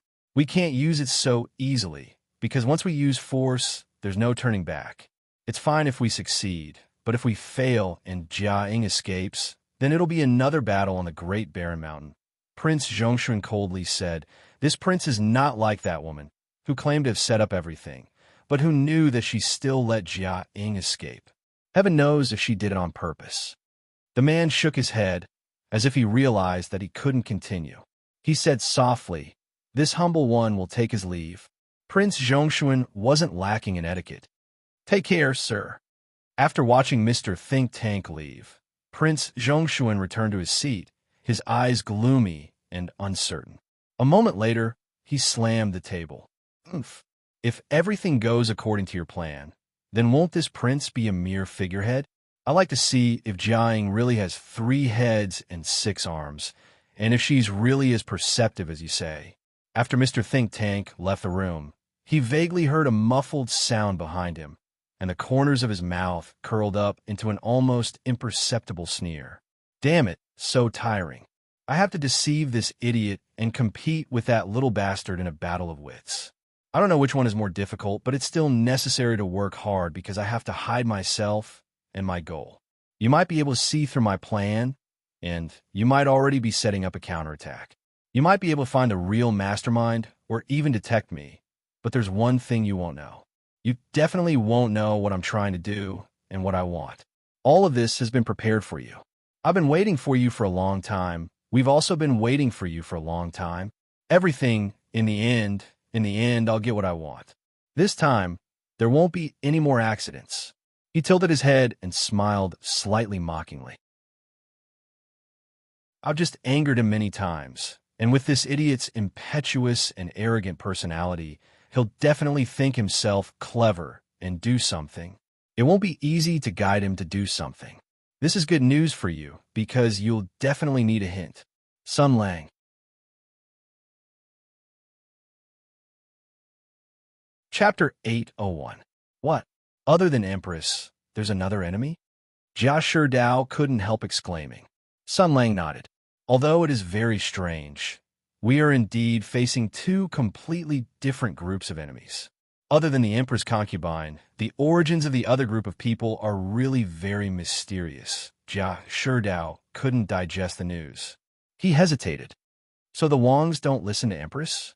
But you said that Madame Ma exposed your identity before she died, and she knows about your background. That means..." Even now, at the mention of the previous matter, Sun Lang's eyes couldn't help but reveal killing intent.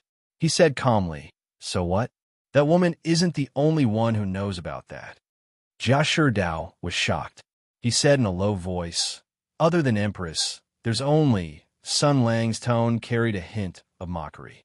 From this, it seems that the position of our great general of heavenly strategies is not so stable. At least in the dark, there are many malicious gazes. He clasped his hands behind his back and looked at the board hanging on the mirror in the government office. He said, "Our mysterious opponent is very cunning. He wants to kill two birds with one stone. He seems to be trying to lead me to fight against the Empress concubine. He also used Madame Ma, Wang Qi, and many other traps to mislead me. He wants me to believe that the Empress concubine is behind all of this. Coincidentally, the Shi family is also the Empress concubine's dog." Jia Shidao scratched his head. "Is that so? I did suspect that if Empress is behind the Wangs, why would the Wangs and the Shi family have a conflict? Is Empress trying to mislead us? But now," Sun Lang frowned. "This is also what I suspect. This mysterious opponent of ours is really good at sowing discord. Every step of the plan is calculated perfectly, but the other work is too rough. I can see the flaws at a glance. Is he trying to hide something?" Jia Shidao still didn't believe his brother. "So, brother, how do you know that the person behind the Wangs is an Empress?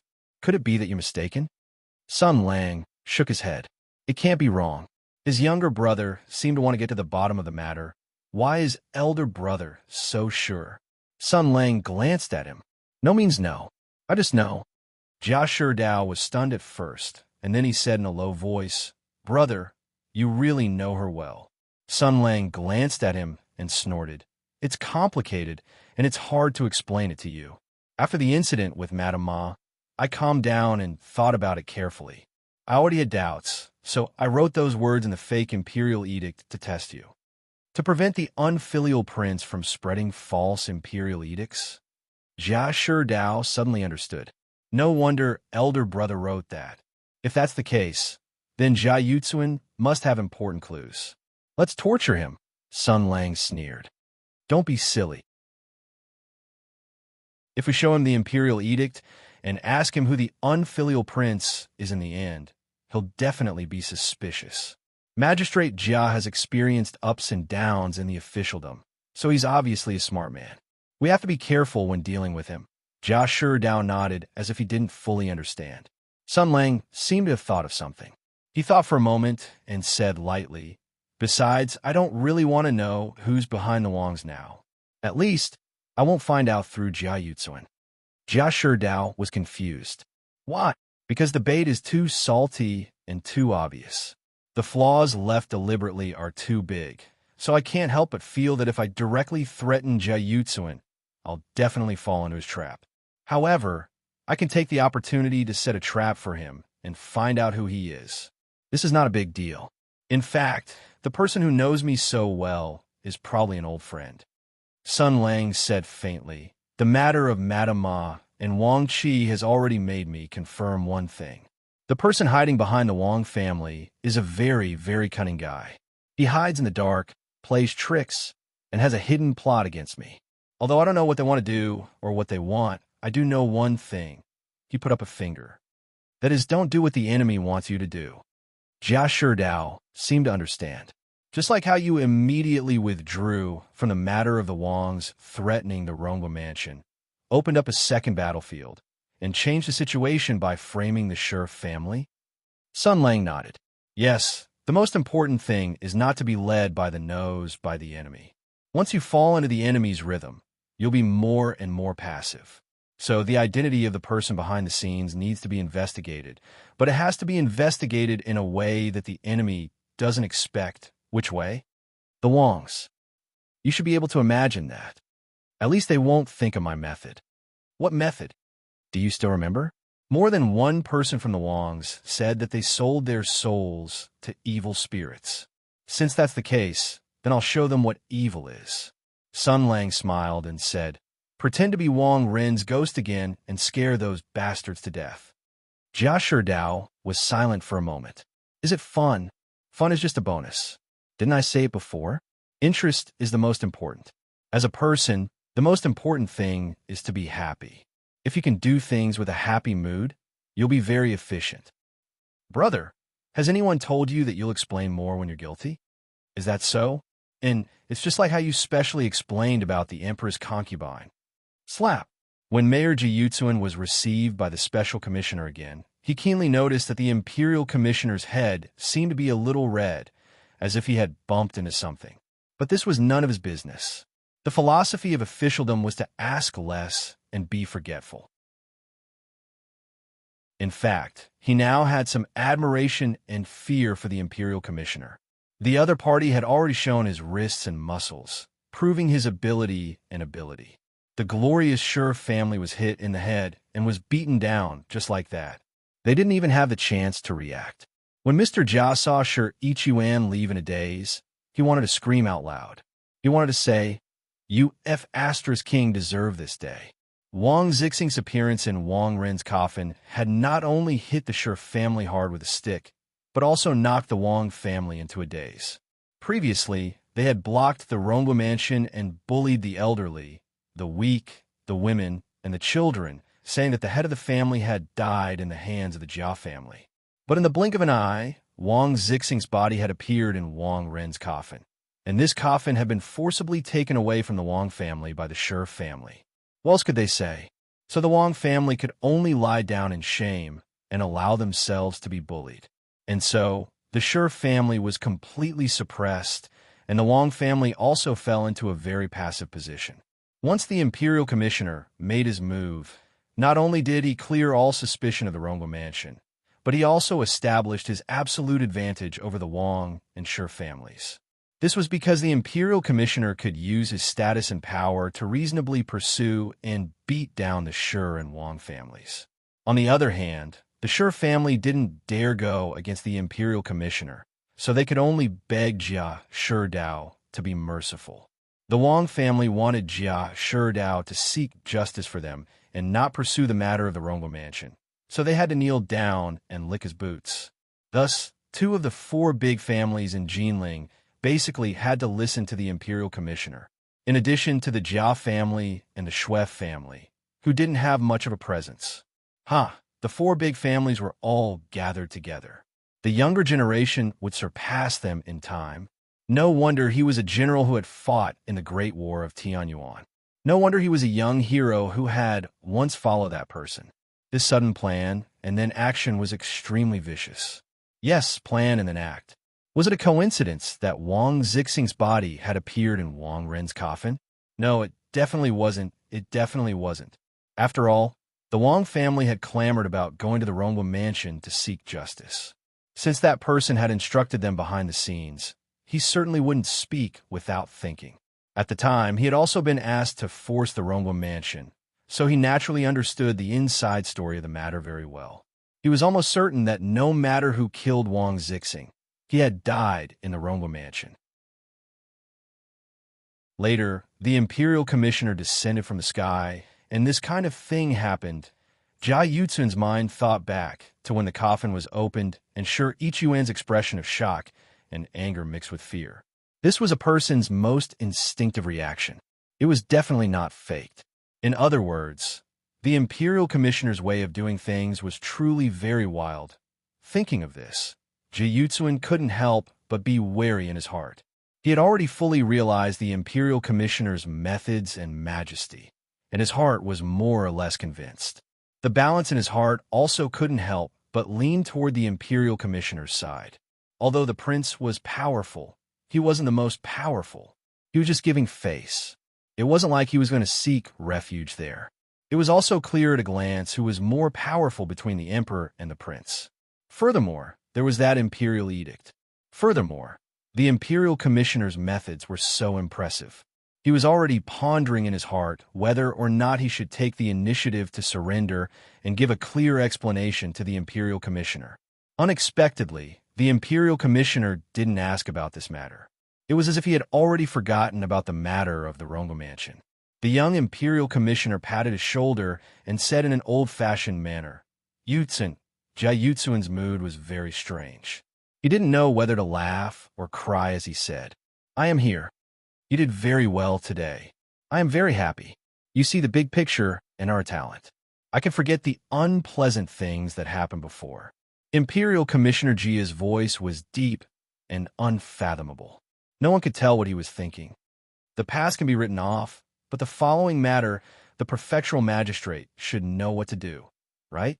Jia Yutsuan's sweat poured down in an instant. Don't be afraid. Don't be afraid. Jia Shidao laughed lightly. I just want to tell you, when someone comes to you and asks you to slander Empress Tensei, I hope you can ask him a few questions. This shouldn't be difficult, right? Chapter 802. Brother, I still don't understand. If you knew that someone would come for Jia Yutsuan, why didn't you just wait for him come? At this moment, Sun Lang and Jia Yutsuan had already left the Jinling government office. Their excuse was that the imperial envoy was going to visit the Wang family secretly. Since the possibility of Magistrate Jia leaking the secret was not low, it was also a trap to tell them the actual itinerary. When they came, they took the Jia family's carriage. Now that they didn't need to transport Wang Qi, the carriage was more conspicuous. Fortunately, there were all kinds of props in the carriage. Jiasu always took care of everything. They found something like a cloak in the carriage. After putting it on, they looked like two sneaky, mysterious people. However, the empire worshipped martial arts, and Jinling was a big city. There were many martial artists dressed like this, so it wasn't strange for them to be walking on the road. As they walked, Jia Shidao asked the question in his heart. Sun Lang answered, "First of all, I'm not sure if anyone would come for Jia Yutsuan." He explained, "Our opponent is a guy who doesn't play by the rules. Waiting for him to come is a waste of time. Facing a sly enemy hiding in the dark, staying in one place will only waste the opportunity. The best way to deal with such an opponent is to attack with attack and take the opportunity to expand our advantage. After all," he paused and said lightly, "after all, we don't know where he's going to attack. We can only try to expand our advantage while the situation is still in a stalemate." Jia Shidao understood now. Rongwa Mansion is the place you care about the most. Are you worried that they'll attack Rongwa Mansion? Sun Lang nodded first and then glanced at his brother. Not only that, I'm King worried that they'll follow your father's path. However, he couldn't say this to Jia Shidao. Otherwise, it would add a lot of trouble to the kid, and it wouldn't solve any problems. He said faintly, "In fact, up until now, I still haven't figured out their plans. Instead, I'm getting more and more confused. I can only guess their purpose from their actions. Until now, I still don't have a clear grasp of it. But it doesn't matter. There's still time. The more they do, the more flaws they will reveal." Jia Shidao nodded. "That was the only way." He said solemnly, "Brother, I will help you. Although I am still inexperienced and can't do some things well, please use me as much as you want." "Oh, why is elder brother always so cold whenever I reveal my feelings?" "Because you're gay." Seeing that Jia Shidao was speechless, Sun Lang smiled and said, "Let's go back to your house first." Jia Shidao seemed surprised. "What's wrong?" Sun Lang smiled faintly. "I need to discuss with your father about what happened just now, including how to deal with the Wang family and the Shi family. Your father is a veteran of the Jianghu, so he might have some unique insights. While I'm at it, I'll give your father another lesson, hoping that he'll understand what eternal loyalty is. After all, if my guess is correct, this side forged an imperial edict and used the power of the imperial envoy to suppress the Wang and Shi families. In a short period of time, we have the upper hand. The enemy will not wait helplessly for death. The mastermind behind the scenes will probably make a move. But Rongwa Mansion, Jia Su, Wang Qi, the Shi brothers, Jia Yutsuan, among these big and small targets, who will you choose? I care a lot, because for these big and small targets, I've more or less set up some traps. I hope you can run into an exciting one and be pleasantly surprised, so that my plan won't go to waste." Jia Shidao was unaware of all this. When he heard that they were going home, he showed a slight resistance on his face. He sighed and said, "Father must dislike me now. Sigh. He has been disappointed in me since I was young. Here we go again. Straighten your back. I'll back you up. Why are you afraid of him?" Sun Lang waved his hand and said, "Don't be afraid. Don't be afraid.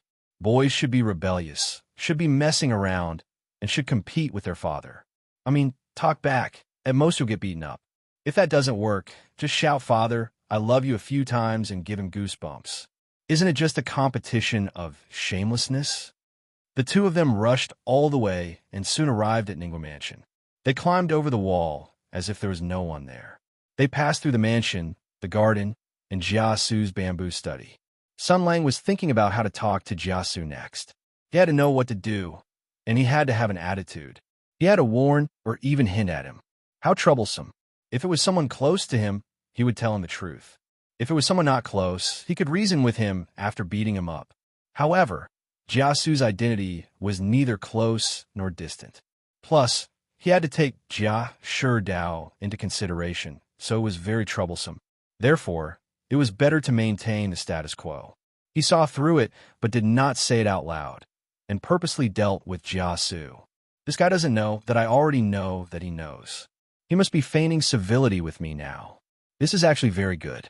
I can use him to do something, and even give the person who tried to drive a wedge between us a good lesson. Sun Lang had already made up his mind, and the bamboo forest where Jiasu lived was already in sight. He raised his head to take a look, and his expression suddenly became strange. Huh? Could it be so coincidental? Just as he was about to say something, Jia Sherdao had already quickened his pace. At this moment, there was a sudden explosion in the bamboo forest study, followed by a roar. Hearing the sudden sounds of fighting, Sun Lang's eyes involuntarily flashed with a cold light. Jia Sherdao was shocked. He immediately jumped up and shouted, "Father!" His figure moved at an extremely fast speed and crashed into the direction of the study. The murderer seemed to have noticed the arrival of reinforcements. With a loud crack, a figure broke the window of the study and fled from the other side of the house. Sun Lang sneered inwardly, but he did not chase after him. Instead, he followed Jia Sherdao into the study. In the study, Jiasu's face was a bit pale. He covered his chest, and there were still thin streaks of blood at the corner of his mouth. He seemed to be injured. Seeing Jia Sherdao rush in, he was a bit breathless. "Why are you here?" Jia Sherdao rushed forward and felt his father's pulse first. He glanced at the window and immediately turned back. "I'll take care of father. Brother, go after that person." Sun Lang had been paying attention to Jiasu's expression since he entered the room. Sure enough, when he heard "go after that person," Jiasu's expression became very unnatural for a moment. Sun Lang said lightly, "You came at a bad time." That was a double entendre. Jiasu had a guilty conscience. Hearing that, he said angrily, "What did you say?" Jiasu is Jiasu. After a moment of gaffe, he realized that he had said something wrong. He coughed and spat out a small mouthful of blood. He said angrily, "Bad time? Do you want to wait for him to kill me before you come?" Sun Lang shrugged. "Uncle, you've misunderstood me. I mean, the murderer came at the wrong time and bumped into me. He's really delivered himself to my doorstep." After he finished speaking, his figure moved and chased after him. That person had indeed come at a bad time. Interesting. At least his qin gong was pretty good. By the time Sun Lang chased after him, the assailant had already dashed dozens of meters away. When he saw Sun Lang chasing after him, he even recklessly turned around and waved his hand to mock him, signaling for him to come. Sun Lang was slightly dazed. How could this grandson be so brave? But he quickly reacted.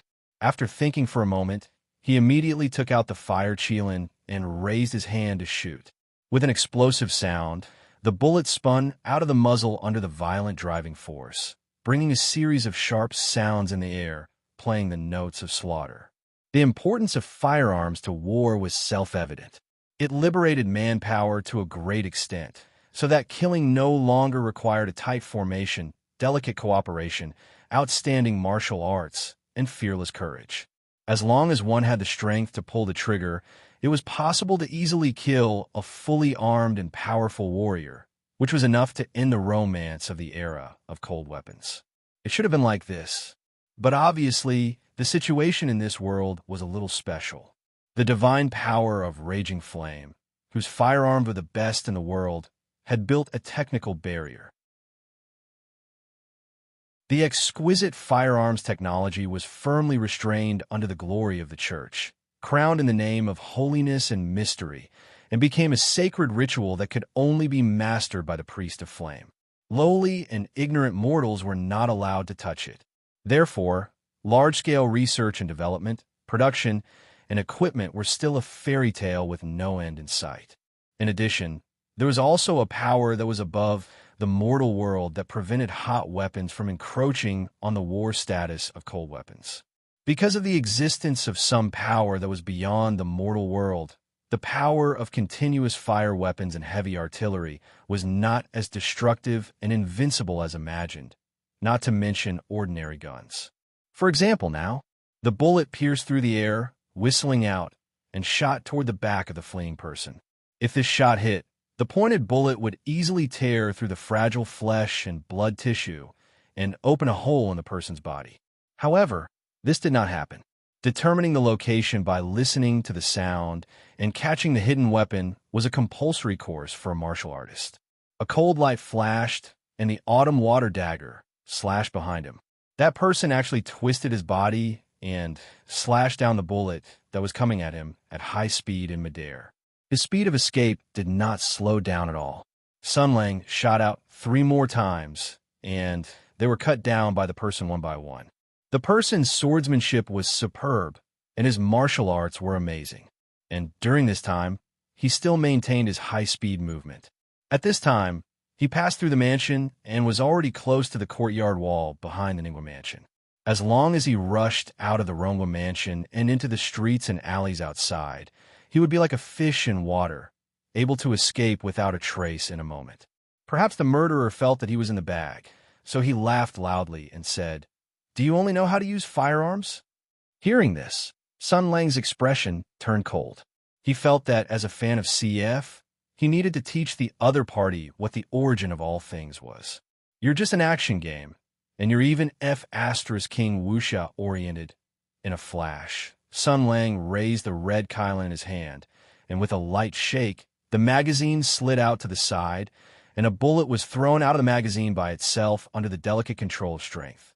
Sun Lang's left hand grabbed, and the bullet was already in the palm of his hand. He raised his right leg, pulled his left arm back, and assumed a classic baseball pitcher's pose. At the same time, he made a sound. Watch this.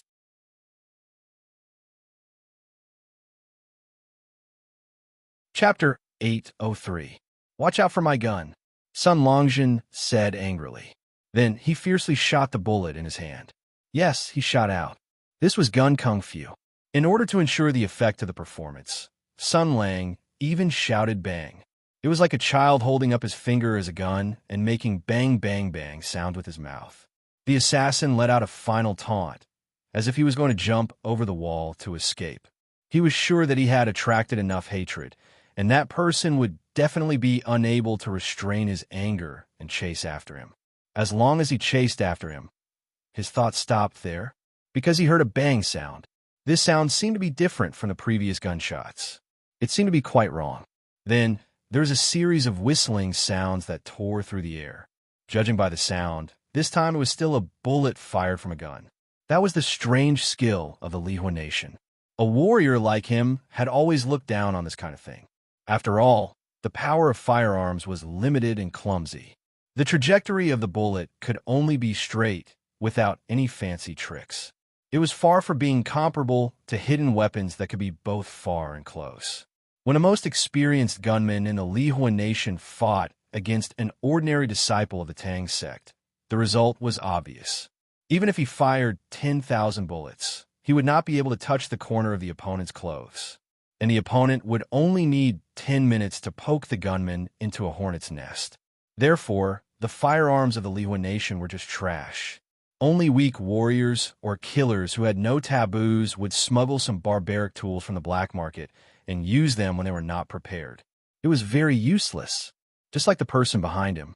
That was what he originally thought. At first, it was as he expected. Even if the gun in the opponent's hand was powerful and the bullets were as fast and powerful as thunder, they were still easily blocked by his sword skills that he had immersed himself in for more than 10 years. But this time was different. Sound. Although the sound was still a sharp bullet, the whistling sound was ear-piercing, indicating that the bullet's speed and power were at least 50 times greater than before. What's going on? Did he use an even more powerful firearm? In that instant, this skilled assassin felt his hair stand on end. His instincts as a warrior warned him that his life was in danger from behind. He realized one thing in that instant. This attack was not something that could be blocked with a dagger. His true chi revolved crazily, and his muscles trembled unceasingly. His body suddenly changed from a fast-forward charge to a left turn. In an instant, he completed the change of direction, showing his extremely high level of Qing Gong cultivation. He was originally proficient in this. Otherwise, he wouldn't have been sent to carry out this mission. But that was the end of it. The tiny object whizzed past him with a terrifying momentum. Even though he dodged it with all his might, the left side of his waist was still hit. In an instant, he felt a crazy pain. At that moment, he thought that it was the sword energy of a sword saint that came from behind him.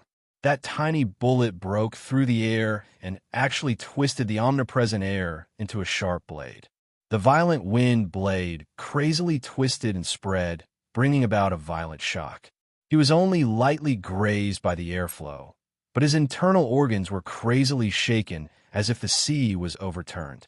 He spat out a mouthful of blood. But compared to being injured, there was another thing that he couldn't accept. He looked at the small hole in the wall in front of him. There was a dark yellow color inside. It was no doubt the bullet from the gun. The bullet hit the wall and then embedded itself. I don't understand. The assassin was hit by the airflow, shaking his internal organs. His originally lightning-fast body movement was also slowed down a lot. At that moment, he didn't even think about running away because his mind was in chaos. That bullet just roared with the force of thunder and set off a terrifying gust of wind. Just being hit by the airflow was enough to shake his internal organs. He could feel the tremendous power contained in that bullet. If he had been hit directly, he would have been turned into a pile of minced meat on the spot. He dodged, and the bullet hit the air and crashed into the thick and tall courtyard wall of the Ningguo residence. In fact, he wouldn't have been surprised if this small bullet had directly blown down the 1,000-foot-tall courtyard wall of the Ningguo residence. But it didn't. The bullet just rushed over and embedded itself in the wall.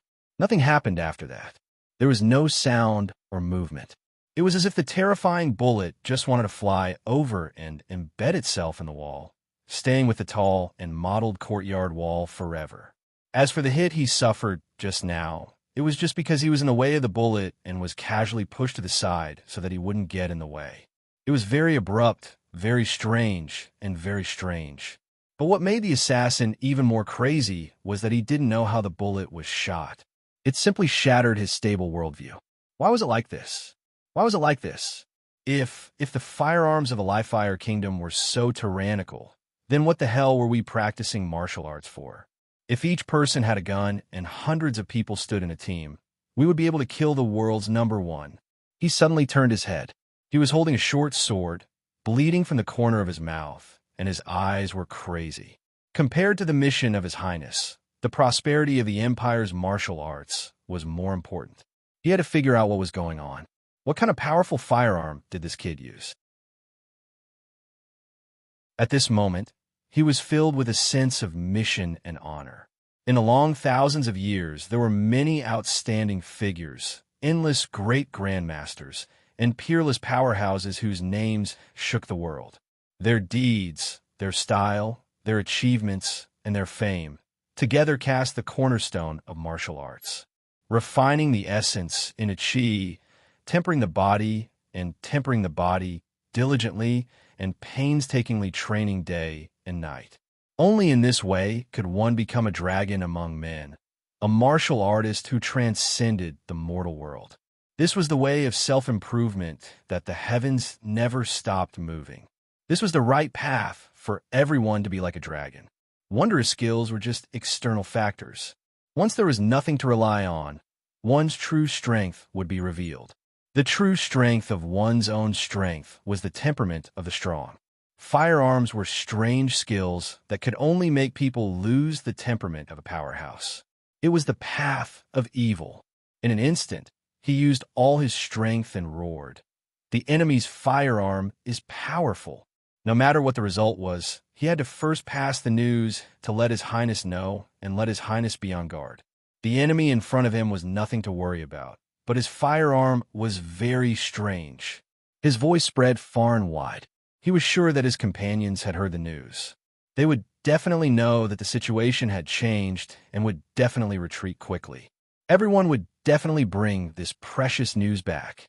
Then, with the dagger in his hand, he charged bravely towards the enemy behind him, ignoring the injuries in his body. He had his back to the enemy just now, so he didn't see how the enemy had fired that terrifying shot. He had to confirm it with his eyes. He wanted to see what was going on. He wanted to see if a mere firearm could really shake the martial way. He roared, "Come on!" Even though he was severely injured, he was still able to exert his full strength. If not for His Highness's instructions not to kill, Jia Su wouldn't have just spat out a mouthful of blood.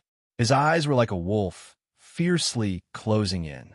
In a battle between experts, victory and defeat could be decided in an instant. In a few breaths' time, he had already rushed out more than 10 feet. Closer, closer. His heart was beating vigorously. He felt that the world was unprecedentedly real.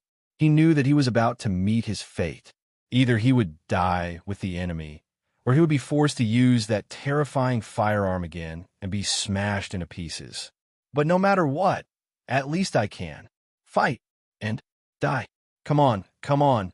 Kill me with that evil firearm of yours. But I will also use my blood to let you know that strange skills are only temporary. The light of martial arts is eternal. He laughed madly, howled, and closed in. Then he saw the person in front of him sigh. He saw the person raise the gun in his hand. Is he going to shoot? No, the muzzle was raised.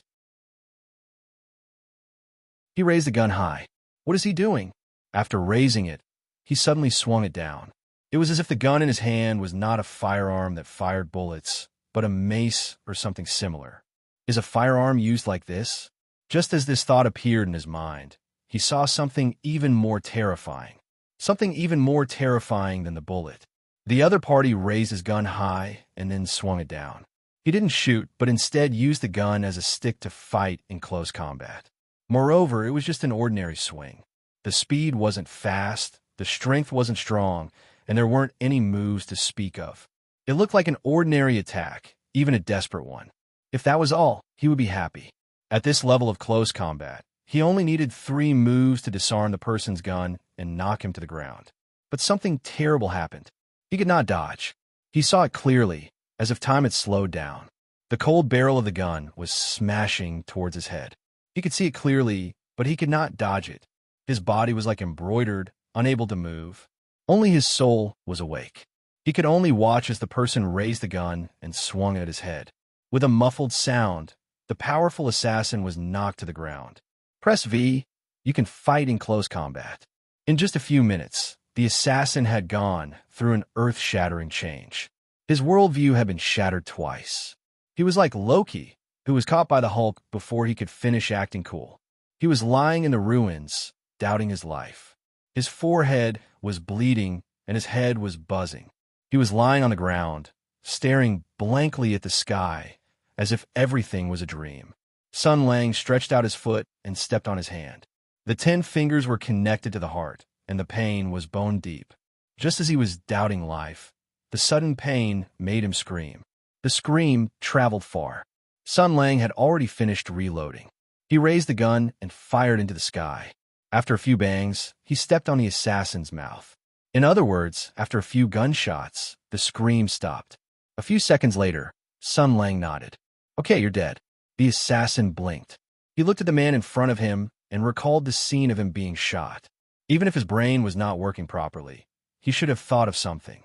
The assassin could not help but howl. He shouted, "His martial arts are also very good. His martial arts are also very good. Do you hear me? Hurry and run." Sun Lang looked at him with a smile.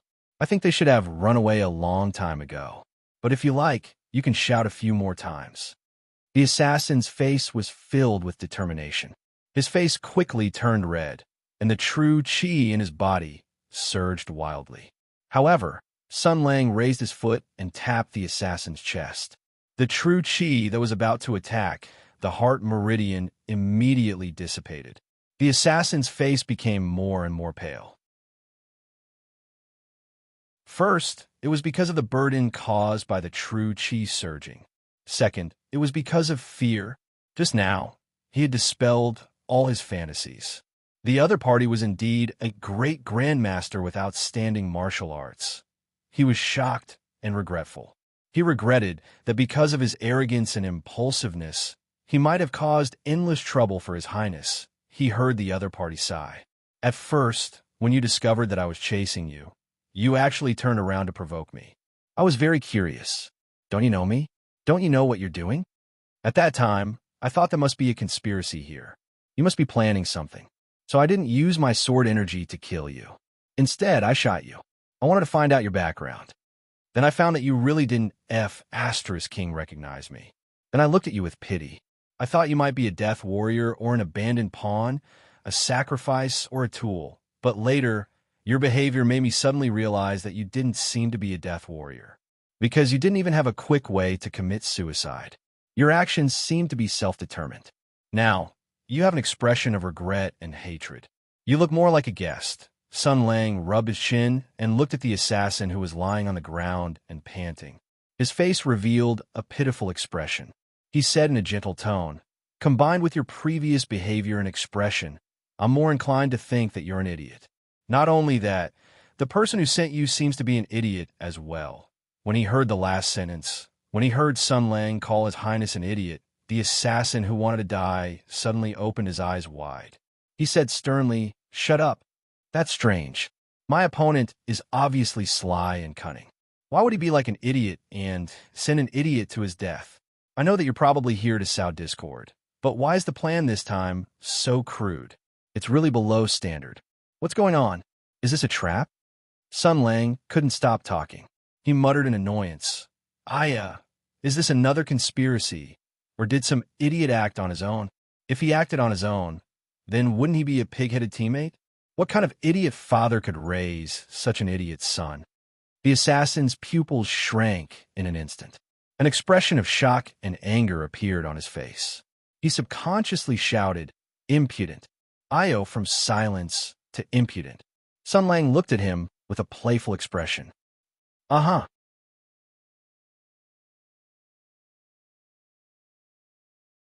Chapter 804. When he scolded his master, he shouted, "How dare you?" When he scolded his master's father, he shouted, "How dare you?" And he was even angrier. He even bit down on the hook. His tone was sincere, his expression was agitated, and his heartbeat and blood flow showed that his anger was consistent on the surface. It didn't seem like he was faking it. Sun Lang thought that there must be something fishy going on. It went too smoothly.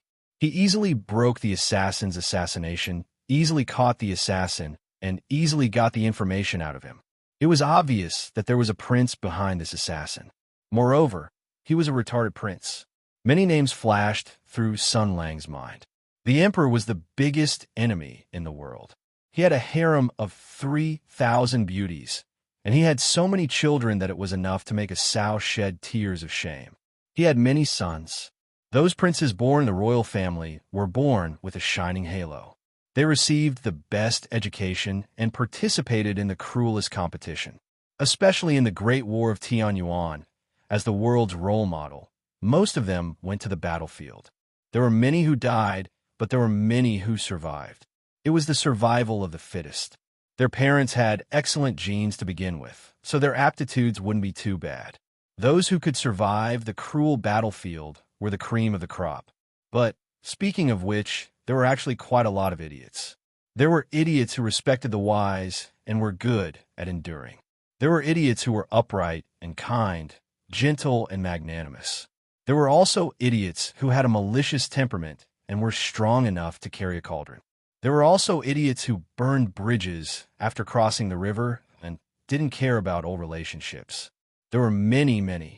Sun Lang glanced at the struggling assassin lying on the ground and sneered inwardly. However, it was rare to see a prince as mentally retarded as this. How could this be? Sun Lang was paranoid. This was the so-called once bitten, twice shy. 2 years ago, he had suffered an unimaginable loss, which had almost smashed the life that he had painstakingly reconstructed into smithereens. He had walked out of the pain, struggled out of the sea of blood, and ushered in a second tear in his fate. It only took one unforgettable betrayal for a person's soul to usher in an earth-shattering transformation. Such a transformation was enough to turn the legendary hero of light into a scheming, cold-blooded, and ruthless avenger. The entire world had lost his trust. This was because he was an outsider, someone from another world. In essence, he could even be classified as an extraterrestrial sky demon. He was an alien. He had once decided to forget all of this.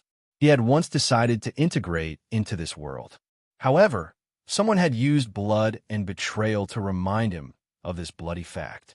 Thus, he had no intention of forgetting it anymore. He looked at this damned world with the cold eyes of an outsider and was suspicious of everything and everyone. There were very few people who could win his complete trust. He was even prepared to be betrayed again. No matter who betrayed him, he would not be surprised. If he was like this to his friends and former comrades, there was no need to mention how he treated his enemies. He was paranoid and patient. For a promise, he could wait for 3 years. Even if he was filled with rage and killing intent every night, even if he had the ability to achieve complete victory, he still waited. He was not in a hurry at all. Even if the person in front of him was a complete idiot, even if the person who sent him was most likely a retard, he would not let his guard down. He believed that everything that happened in the world had a reason. Just like in front of him, just like right now. He had threatened the imperial court, challenged the imperial power, and had a huge secret that could shake the foundation of the country. He had the terrifying power that could single-handedly defeat an entire country. His enemy was the most powerful person in this country and even in the entire world. However, even so, he was still the one who had the upper hand and the initiative. His enemy did not even dare to use force. Even when playing tricks, they had to be careful lest they touched a bottom line that should not be touched. He believed that so far, most of the fights were just turbulence hidden under the undercurrent. However, the level of danger was no less than any of the difficult periods of the Tianyuan War. Under such circumstances, the person who was sent to Jinling to fight with him was actually a retard who did not care about his own safety. This was extremely rebellious and abnormal in the first place. Sun Lang looked at the assassin at his feet and narrowed his eyes. Did he give up? Abandoned? Had he given up on treatment? No. That woman's figure flashed across his mind. The outline of the imperial capital flashed across his mind. Within the imperial capital, above the ninth heaven, that person sat on the throne. His eyes were majestic and cold. The emperor who worked hard to govern the country. The wise ruler who defeated the sky demon. Such an achievement was enough to be recorded in the annals of history. Such an emperor's name was enough to be remembered for eternity. However, Sun Lang knew that he was just the most selfish and narrow-minded man in history. All emperors were like this. Such a person would never give up. He would not even have any negative or impulsive emotions because he was the emperor. He had won the Tianyuan War that had lasted for decades. He was destined to shine for eternity. He would never allow himself to lose at the last moment. He would never allow an accident to happen. Moreover, he wanted to live forever. For all the above reasons, an emperor would never lose his mind or give up on himself. Retards also had their uses, and they were very useful. He must have sent a retard here for a purpose. He would never do anything without an aim.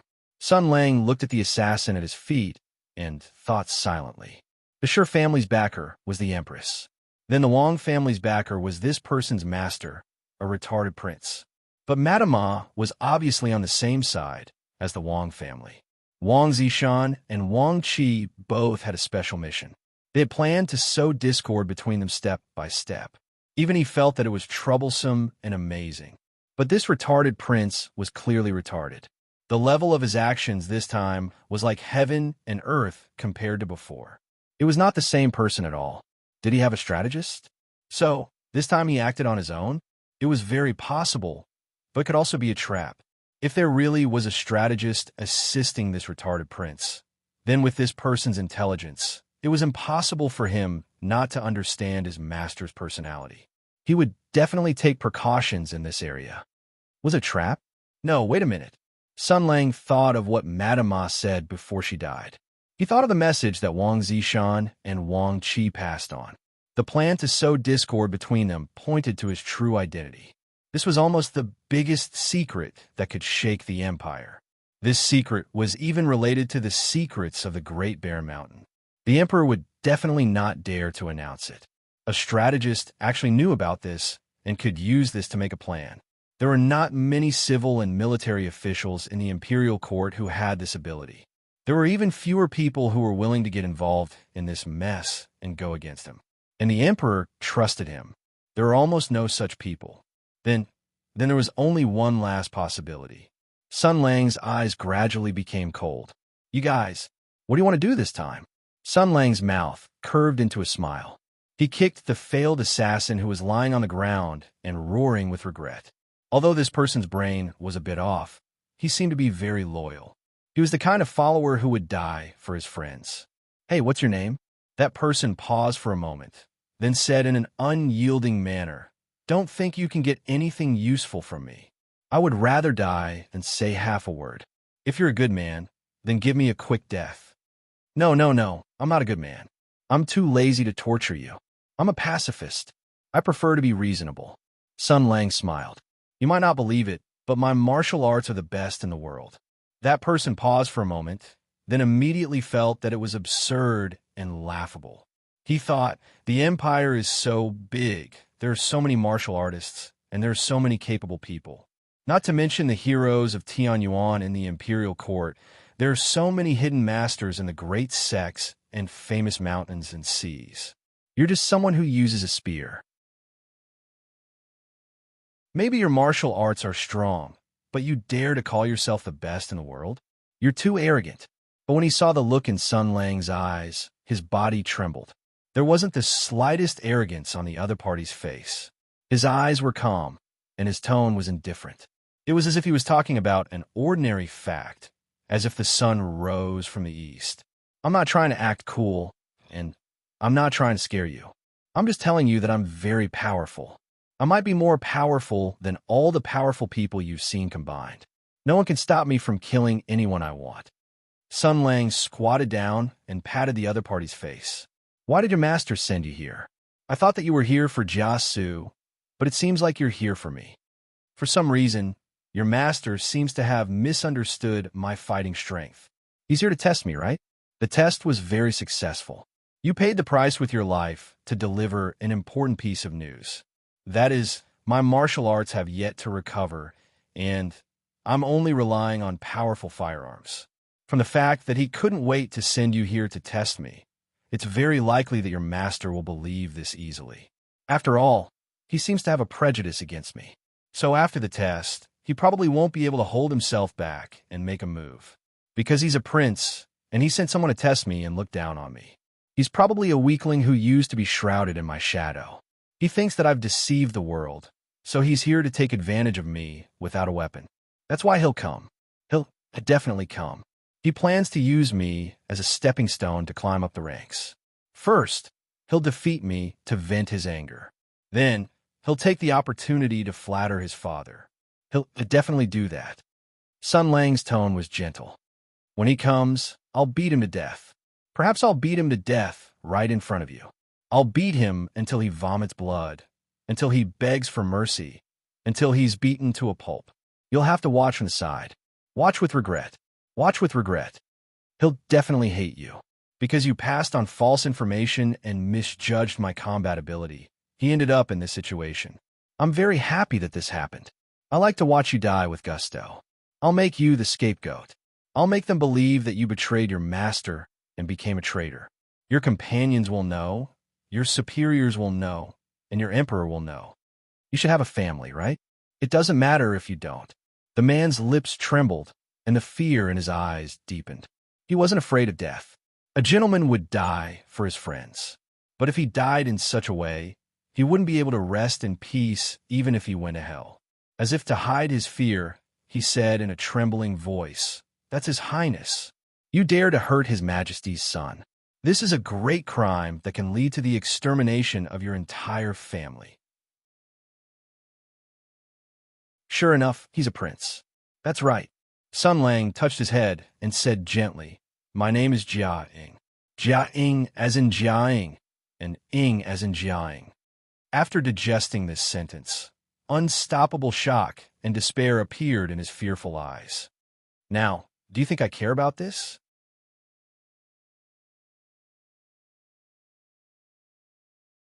Chapter 805. When Sun Lang returned with the unconscious assassin, the bamboo forest had been surrounded by Ning Guofu's private soldiers. After all, there was a lot of noise just now, especially the shooting, which alarmed many people. He was good at martial arts, so he quietly entered with the assassin. Jia Shidao fed his father medicine and was healing him. Seeing Sun Lang return, his face lit up. Sun Lang threw the assassin aside and pressed on Jiasu's shoulder.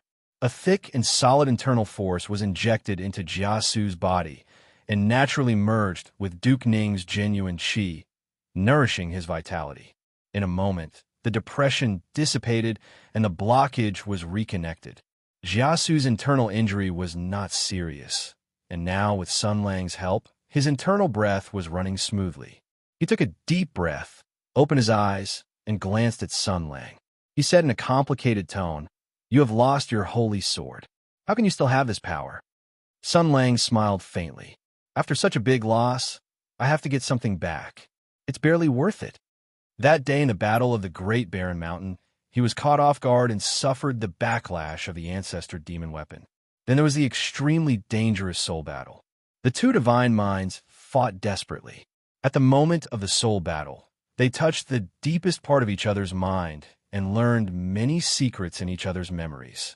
Therefore, in the thousands of years when the Ancestor the Devil was the sword of the first sky demon, its knowledge, memories, battle experience, the art of war it was influenced by, and even the secrets of the extraterritorial sky demon, from the control authority of the base to the control method of the portal, from the instructions of the unmanned weapons to the secrets of cultivation and refining methods, were all seen by Sun Lang.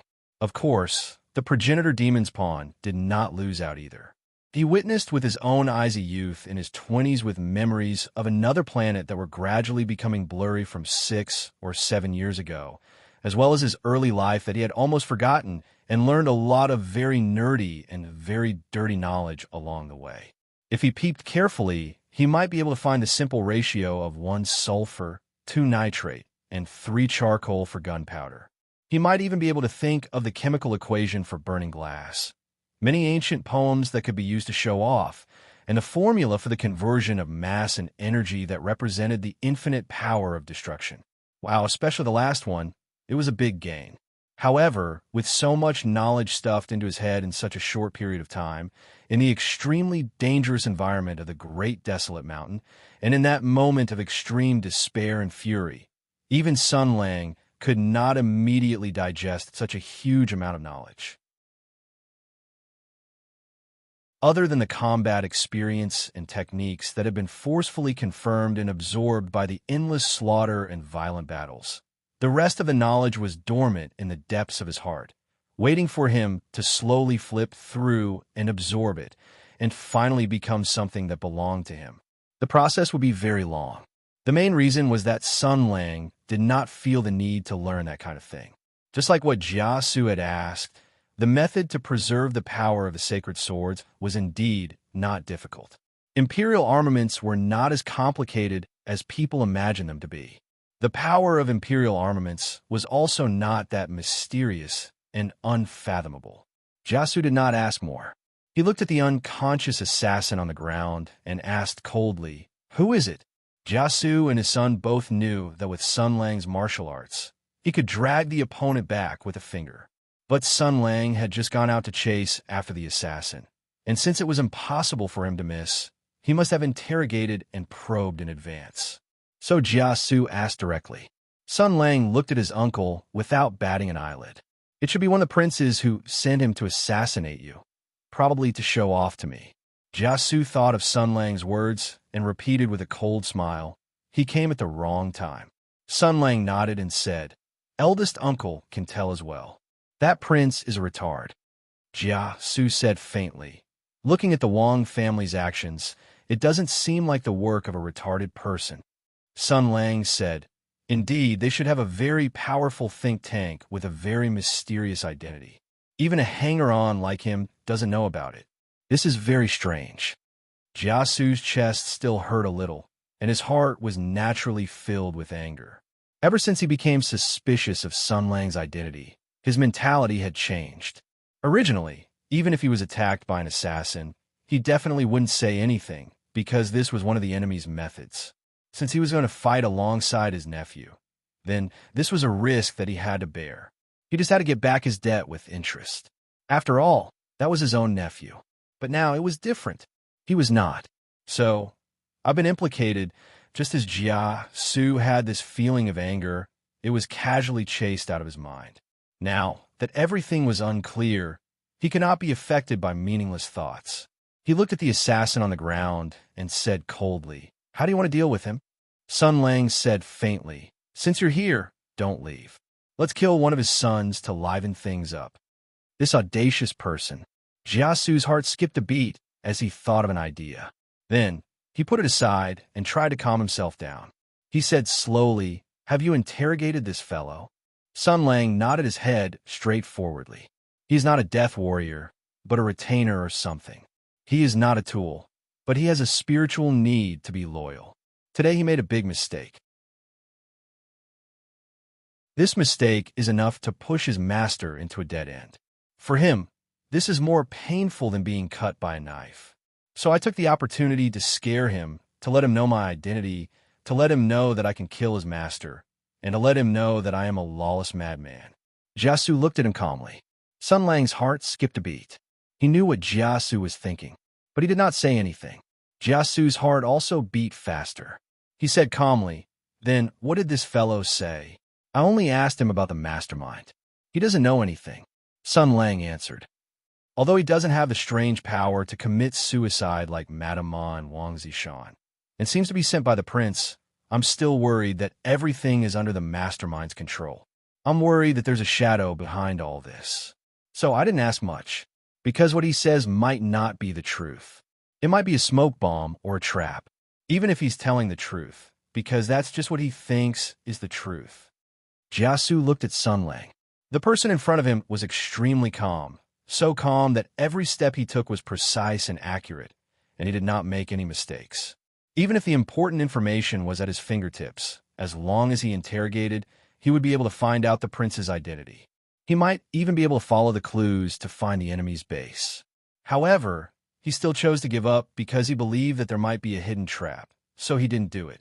Calm, suspicious. If he was really Jiaing, that would be great. Sun Lang seemed to have understood part of Jia Su's gaze. He shook his head and said, "Maybe we can interrogate the other party to find out his identity, but if we want to follow the vine to the melon to find the nest, that's impossible. Not to mention that this fellow will never betray the Lord. Even if we can really get the information, that prince would have already escaped." Jia Su asked, "Then, what are you going to do?" Sun Lang glanced at the assassin on the ground. I don't believe the answer that comes out of his mouth. My opponent is the brains of that team. He must be a very interesting fellow. Since I don't believe his answer, I'll have to find the answer myself. I believe the answer that I see. Pointing at the assassin, Sun Lang said to Jia Sherdao, "Sherdao, take him to the Jinling government office later and add some pressure to Magistrate Jia." Jia Su seemed to understand Sun Lang's plan. He sneered, "Don't scare Jia Yutuan into abandoning his position and running away." Sun Lang said calmly, "Isn't that better? If the master of Jinling abandons his position and runs away, Sherdao's gold medal will come out. First, he will be accused of corruption and abusing his power for personal gain. Then, he will be said to have a guilty conscience and run the Jinling government as an imperial envoy. If the master runs away because of a guilty conscience, the other officials will definitely be involved. We just need to scare them a little and make them tremble and cry out that they were wronged. At this time, Sherdao will pacify them and let them work hard to prove their innocence. They will definitely be loyal to the imperial envoy and be willing to die for him. After all, Jiayutuan is a transferred official, and they're all locals. Their whole families are here. Where would they dare to go? Speaking of this, his eyes suddenly lit up. He muttered, "Hey, if this is the case, our control over the Jinling government seems to be stronger, and it will be more convenient for us to do things. Should we secretly kill Jiayutuan?" Jiasu's face had already darkened. This guy was really lawless. Since this guy was an imposter, the Jia family was determined not to go down the same path as this guy.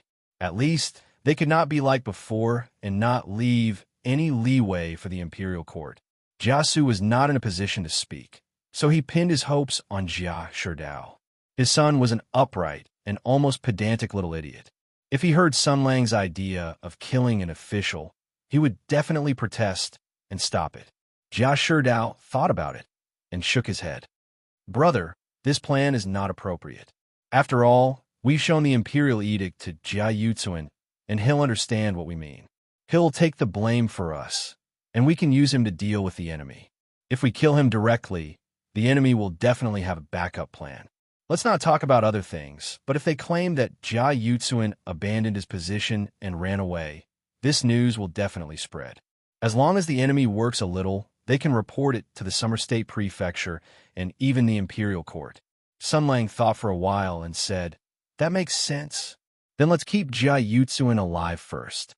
We will send this assassin to the prison and prepare a big surprise." Jia Sherdao smiled and nodded. "Okay." Jiasu looked at his son and then at Sun Lang. Although his son had successfully stopped Sun Lang's crazy idea, he still felt that something was wrong.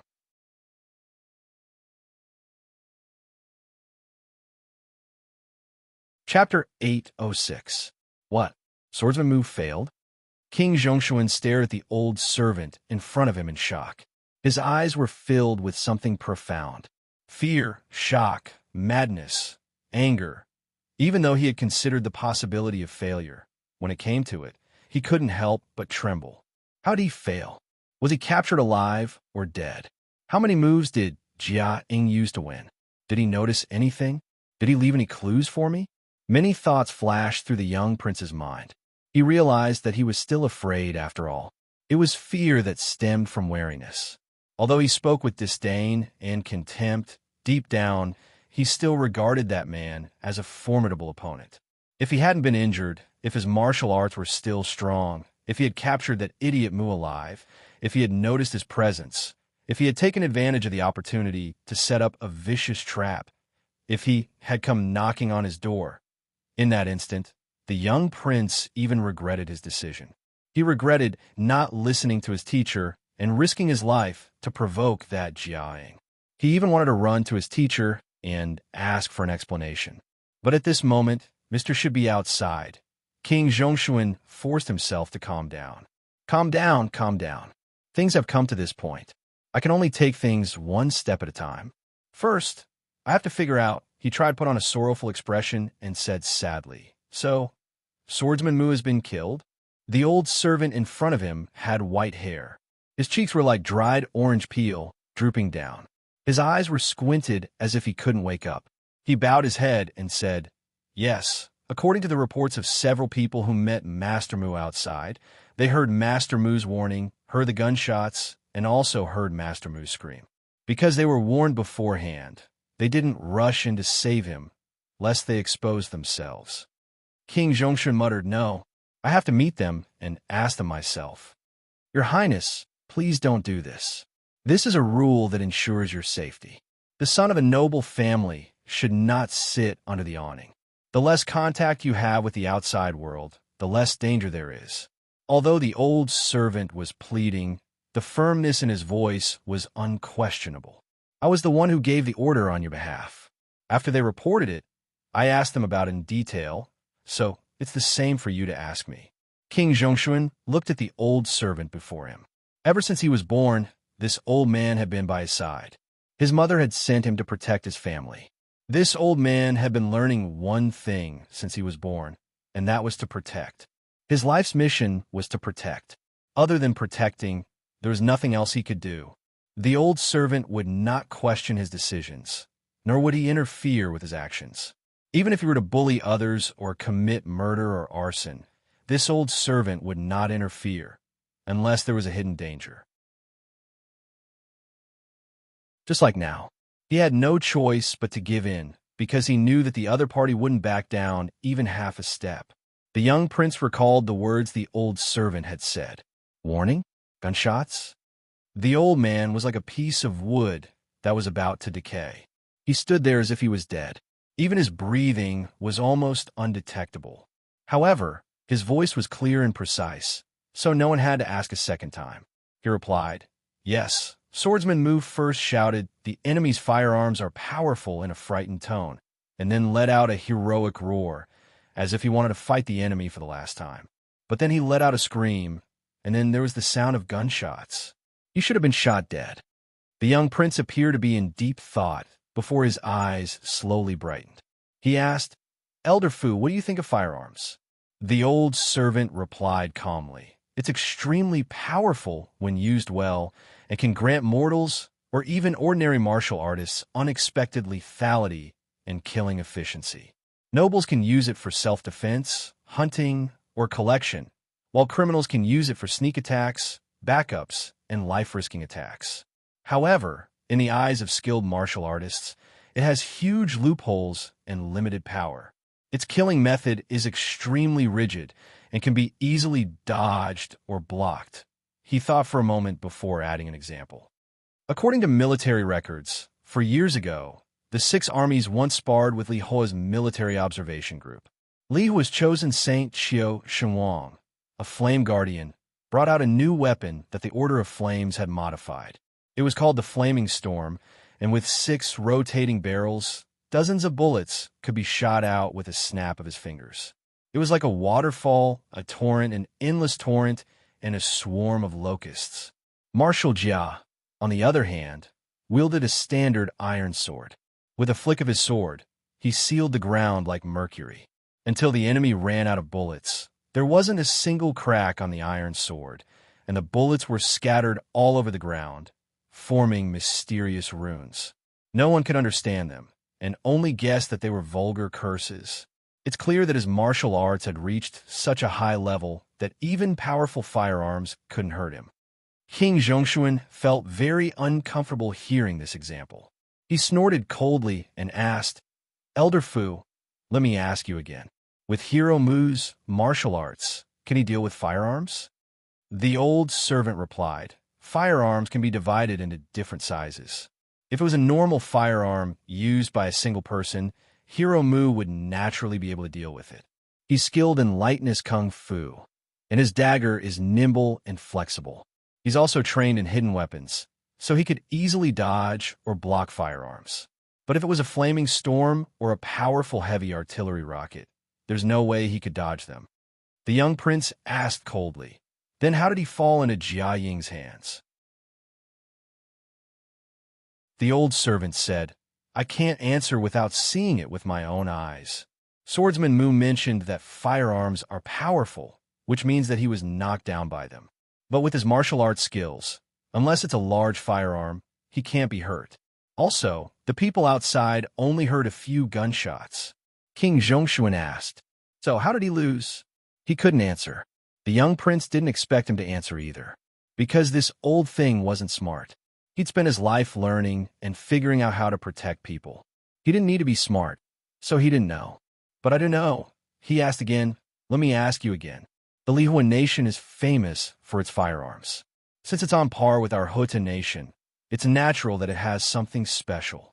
Does your nation also have powerful divine weapons? The old servant nodded. Of course. Very good. King Zhongshuan continued. With Elder Fu's status, do you know how to use firearms? No need. How's your martial arts compared to Jia Ying's at his peak? I'm ashamed of my inferiority. If you don't even bother to use firearms, why would he use them against the enemy? Given his martial arts and pride as a former sacred swordsman, why would he use such a technique? And why would he use firearms to take down that Mu guy? King Zhongshuan revealed a deep smile. Then there's only one explanation.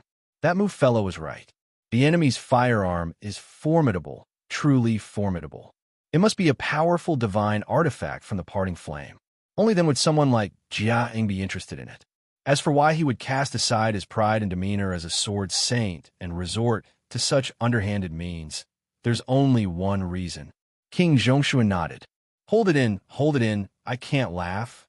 I can't laugh. It's just as I expected.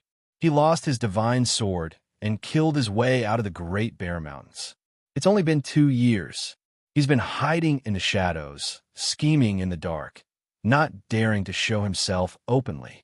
He's just like a rat hiding in a dark corner. Given his personality and style in the past, how could he be so sneaky?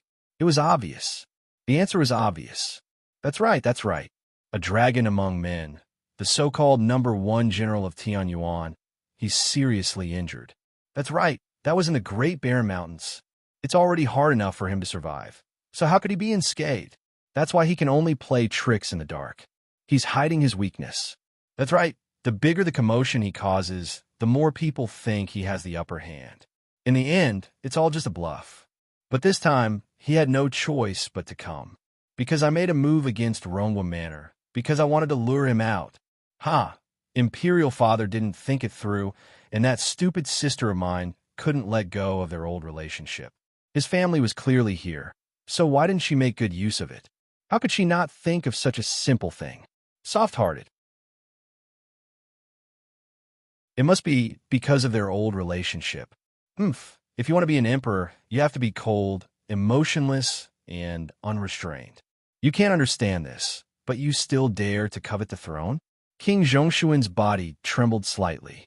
He did his best to control his emotions, suppressing his growing excitement and viciousness. His mind spun quickly, and he thought of many things. When he heard that Mu had failed, he was afraid that Jia Ying would find him. But now that he realized that the other party was just bluffing, he became even more excited and angry. He felt that his previous thoughts were humiliating, and he wanted to use the blood of his enemies to wash away this humiliation. Opportunity only belongs to those who are prepared and decisive. A great opportunity flashes by, and if I seize it, I'll win, and I'll be able to trample all of you under my feet. He looked at the old servant in front of him and said, "He must be very weak." The old servant calmly said, "Do you need this old servant to test him again?" The young prince sneered and said, "No need. He's also very cunning. We can't alarm him. We have to catch him off guard." The old servant said, "But that's very dangerous. Our opponent is him." So what? He doesn't have his sacred sword anymore, and he's also injured. Even if his injuries aren't serious, even if he still has a little bit of strength left, can he fight against the joint attack of several first-class warriors of the Imperial Army? King Zhongshuan suppressed his excitement. He knew that he had to convince the old servant in front of him. "But don't worry, I won't take the risk. After all, we still don't know the details of that divine weapon. I'll write a letter to ask for reinforcements." The family generals of the King Zhongshuan's residence, as well as the imperial father-in-law's side, so much so that he turned and walked towards the study. Excitement took over his mind. There was something strange that affected his thoughts, making him excited, making him extreme, making him impulsive, making him ignore some subtle details. Perhaps it was some kind of extreme emotion, or perhaps it was something else entirely. The young prince quickly walked to the study. Even under such circumstances, he still maintained the most basic level of calmness. "I can't make a move now. I have to make some preparations." A powerful firearm. If Jia Ying is interested in a powerful firearm, then it's probably a powerful firearm. Furthermore, I can't be sure how much power he has left. I have to find a helper that I can trust, and that is not a threat. He added water and ground the ink. His movements were quick and unhurried, elegant and efficient. He was a member of the imperial family. He had always received the best education and learned the best skills. Spreading out the gilded paper, King Zhongshuan waved the wolf-toothed brush. The cold smile and ruthlessness at the corner of his mouth grew thicker and thicker. "Right now, I have the most suitable helper. Firm stance, no friendship with Jia Ying, unwavering determination. Best if he's a member of the imperial family. And no threat to me. No chance of competing for the throne. He's also not close to the other brothers.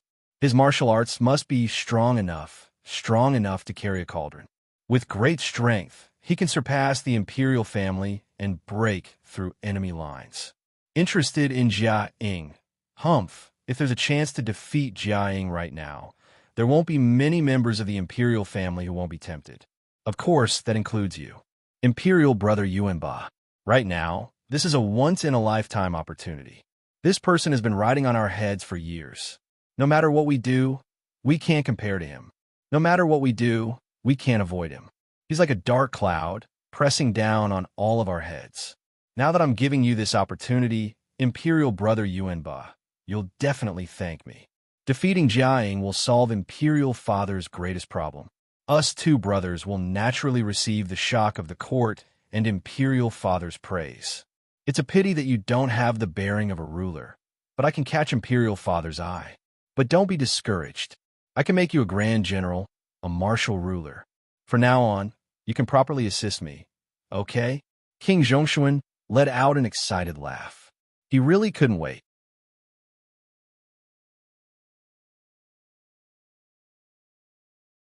Chapter 807. In the death row prison of the Jinling government office, a new guest was welcomed. Magistrate Jia Yu's heart twitched for the third time. Once at Rongla Manor, once at the Imperial Envoy's door, and now again. The death row prison of the Jinling government office was no small matter. Although the hardware was not up to standard in terms of strength and intensity, it was comparable to the prison in the capital. No matter if you were a murderer, a kidnapper, a robber, or a swindler, you would all be sent to the prison in the west of the city to make room for the new master. Now, in this large prison of the government office, there were more than a dozen cells, and there were only 3 masters living there. Now, there was a fourth, Mr. Wang Qi, who came from the Wang family and was suspected of framing a loyal and virtuous family. He used to be a famous scholar in Jinling. Now that he was middle-aged, his reputation for being dissolute had dissipated. His cultivation skills were improving day by day, and he was a famous scholar in Xiazhou. In the awkward situation of the Wang family not having enough descendants, he was already a leading figure of the older generation. But now he was tied up in prison, looking battered and exhausted. As one of the 4 great families, the Wang family didn't even dare to fart. There were also the famous Shi brothers, Shi Tailong and Shi Wengong. The Shi family's flying bear and the Shi family's falcon. They were young people who were in the limelight in Jinling and had boundless prospects. The 2 brothers had retired from the Tianyuan military. After returning home, they diligently studied and trained hard, preparing to participate in next year's military examination. They wanted to succeed in one fell swoop, be bestowed with the title of Golden Palace, and become the pillars of the country that flew straight to the clouds. But now the 2 of them had a frightened appearance, completely different from the high-spirited appearance they had when they were running amok in Jinling. They were like frosted eggplants, dazed and dispirited, as if they had seen a ghost. On one side was a famous scholar of the Wang family. On the other side were the twins of the Shi family. The origins of the 4 great families were already very troublesome, and besides, things were not so simple. Magistrate Jia complained incessantly and repeatedly ordered the officials and soldiers of the torture chamber to guard with all their might.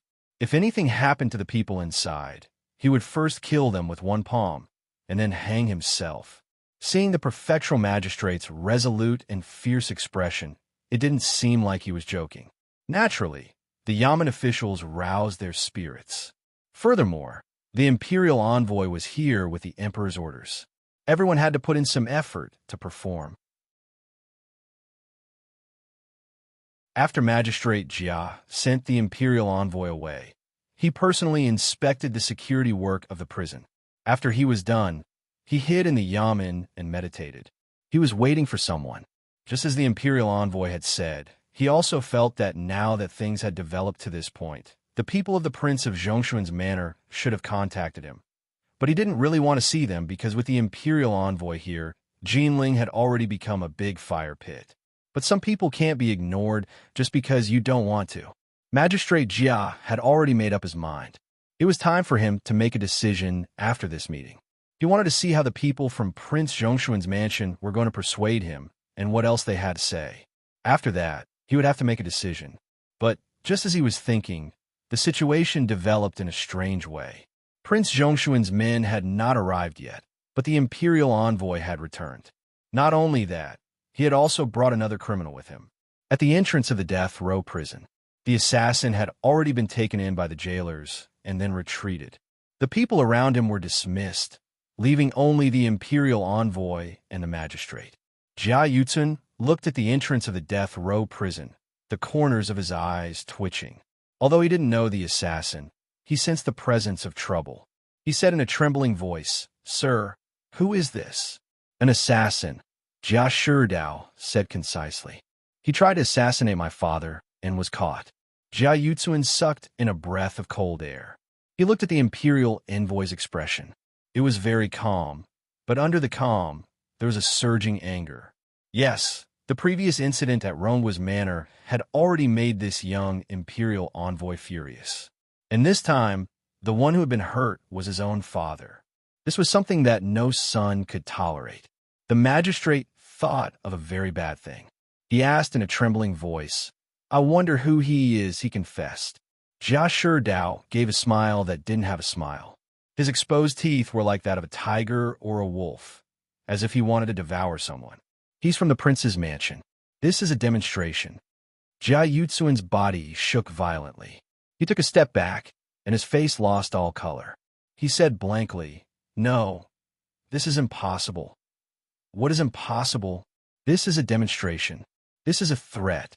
This is telling me to mind my own business," Jia Shidao said lightly. "They did something wrong. The imperial edict is here, and the imperial order is the imperial order." Jia Yutsun's heart was in a mess. For a moment, he couldn't say a word. Jia Shidao ordered, "Put him in the death row."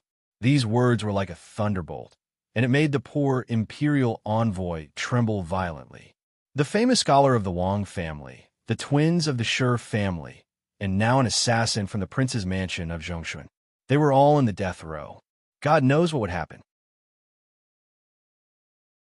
The magistrate's voice carried a sobbing tone. God had pity on him. He was just a small magistrate. He just wanted to do a favor for a prince. He just wanted to happily plunder the land for a few more years, and then happily beg for bones to go home and retire. How the hell did he get involved in this kind of thing? Magistrate Jia suddenly shivered. He pulled on the imperial envoy's sleeve and said in a low voice, "Sir, please investigate. This is very strange. Prince Zhongshuan has no reason to do this kind of thing." "Oh, it was Prince Zhongshuan?" Jia Shidao looked at him without batting an eyelid, but his mind was quickly recalling the matter of Prince Zhongshuan. After the war, the affairs of the empire had been transferred from the outside to the inside. Without the war, all kinds of internal conflicts came to the surface one after another. The only thing that could no longer be suppressed was the growing clamor for the appointment of a crown prince. And the princes who stood out in the Great War of Tianyuan and gained initial merits and reputation had also entered the eyes of people from all sides. And Prince Zhongshuan was barely on the list. Yes, a bit barely. In terms of martial arts and courage, he was not the best. In terms of generosity, he was also not the best. In terms of intelligence and means, he was also not the best. In terms of military merits and achievements, there was no need to mention Empress Tensei, who was far ahead. But this was also an advantage. It was that he seemed to have a little bit of everything. His martial arts were relatively good, he was more polite to the wise, he was a bit clever, and his military merits were passable. When a person had a little bit of all kinds of advantages, even if they were not the best, they could be considered to have some ability. And according to the history books, although the crown prince was appointed by the emperor when the throne changed, the opinions of the ministers were sometimes very important. The difference was that the emperor would choose the most outstanding and most desirable descendant to inherit the throne, but the ministers would sometimes consider the problem from another angle. F***ck your mother. Do you think we would choose a prince with deep scheming, superb means, a cruel temperament, and the son of an ambitious and ruthless person to be our future boss? **T. The crown prince must be generous, must be filial, must know the rules, Must be timid. Must be nostalgic. Must feel ancestral. Sect. Of. Law. No. Can. Change. That was probably it. The struggle between the power of the emperor and the power of the ministers was the main theme of centralization for thousands of years. So King Zhongshuan was not the best in everything, but he had a little bit of every good point. Sometimes he was more in line with the wishes of some ministers, especially the little bit of cleverness, which they liked very much. And the most praiseworthy thing about this prince was loyalty. Loyalty and filial piety in this day and age, in this country, these were the duties of being a person, the foundation of everything, the foundation of everything, the foundation of everything. Moreover, his mother was very favored, and his grandfather's family was very rich, which also increased his competitiveness. Looking at the history books, it was not that there were no precedents of princes like him successfully reaching the top, but that was the end of it. With a little pity, Jia Shidao made a conclusion about King Zhongshuan's future in his heart. He would be beaten to death in Jinling, but this was not something he should be thinking about now. Jia Shidao glanced at Jia Yuzuan, whose eyes were full of panic, his lips trembling slightly, and his eyes constantly changing. It seemed that he had said it unintentionally in his panic. He also did not hear his brother's reminder. You shouldn't be lying on purpose to test me. Since he had said it unintentionally, it was most likely true. The exposure of the other party's identity could explain a lot of things and also solve a lot of mysteries. But this was something his brother needed to think about further. Now, he just needed to do what his brother had arranged. No reason. He sneered and asked Jia Yuzuan in return, why not? Jia Yuzuan quickly said, Sir, you have the emperor's order, and you have the token arrow in your hand. What reason would King Zhongshuan have to anger you? Attacking your father was a bad move, and his majesty would be furious. Yes, that was it. His brother said that Jia Yuzuan would be suspicious. Either he would be suspicious of the assassin's true identity, or he would be suspicious of the authenticity of the imperial edict. Because it seemed that King Zhongshuan did not have a reason to send an assassin to kill Jia Su. After all, the prefectural magistrate did not know who the real chess player in Jinling was. And what he had to do was to dispel his suspicions. He had to use a more impactful truth, another lie, and another bigger whirlpool. So, Jia Shidao said faintly, it's simple. He's hinting to me that he wants me to take a side. This order is not simple, and the emperor's intentions are worth pondering. Jia Yuzuan was confused. Please enlighten me, sir. Jia Shidao looked at the prefectural magistrate and said faintly, the Shi family is with the empress. The prefectural magistrate was stunned. Then his body trembled. Jia Shidao continued. Do you understand why the Shi brothers came to steal the coffin without any scruples? Do you understand why the Shi family wanted to get that thing? Do you understand why the Wang family covered up Wang Ren's death? Do you understand who killed Wang Zixing? Why would it appear in Wang Ren's coffin? Why would Shi Yuan give up his 2 sons' lives? A series of questions and a huge amount of information shocked the prefectural magistrate. Jia Yuzuan was shocked once again. What he did not know was that their conversation at the entrance of the death row prison was blown into the prison by a light breeze.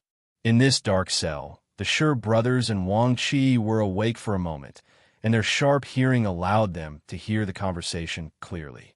Then they trembled like sieves.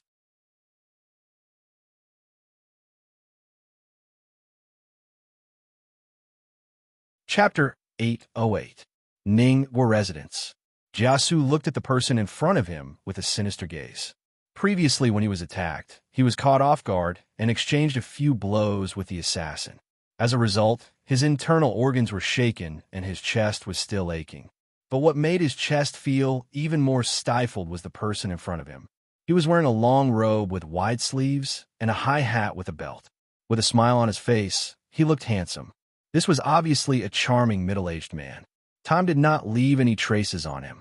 Instead, he had accumulated enough charm. An elegant lobbyist. Although Jia Su did not know who he was, he knew what he was here for. But the other parties still swaggered to his door and appeared in front of him, even though a despicable assassination had just happened. The other party clasped his hands in front of his chest and bowed. "Greetings, Duke Ning," Jia Su said coldly. "Since you are a despicable person from the mountains, how dare you appear in front of me?" The standard reply was filled with the style of a lobbyist. "Of course I am here to save the lives of your family." Jia Su snorted and stood up slowly. "You are unable to pacify the people internally and unable to plot against an enemy externally. If the people are not close to you, the officials will not believe you. As the saying goes, deceiving people with big words and deceiving the weak, it is referring to people like you. A lobbyist like you dares to show off in front of me?" The man said with a smile. "I've long heard that Duke Ning is resourceful and resourceful. Naturally, I don't dare to show off in front of you with my insignificant knowledge. But as the saying goes, the onlooker sees more clearly than the person involved. I know what Duke Ning is thinking, so I'm here to help you." Jia Su was a wise man and naturally would not let the other party take the initiative. He said in a Sun-Ran tone, "You just sent an assassin and now you have a lobbyist. You're actually using force before using force. Your master has the demeanor of a ruler." That person was stunned at first, then admitted openly, "Duke Ning is wise and far-sighted. I am impressed." Jia Su stared at him and was silent for a while. Suddenly, he asked, "Did your master send you here, or did you come here on your own?" That person was truly stunned when he heard this. He really did not expect Jia Su to see through the crux of the problem so quickly. This pause was enough to answer many questions. Before that person could answer, Jia Su had already gotten the answer he wanted. He smiled coldly and said, "I didn't expect you to come here personally. You're the strategist behind a certain prince." "No, not the strategist. You're the one who makes the decisions, aren't you? Was that assassin an impulsive move of your master, or was it part of your plan?"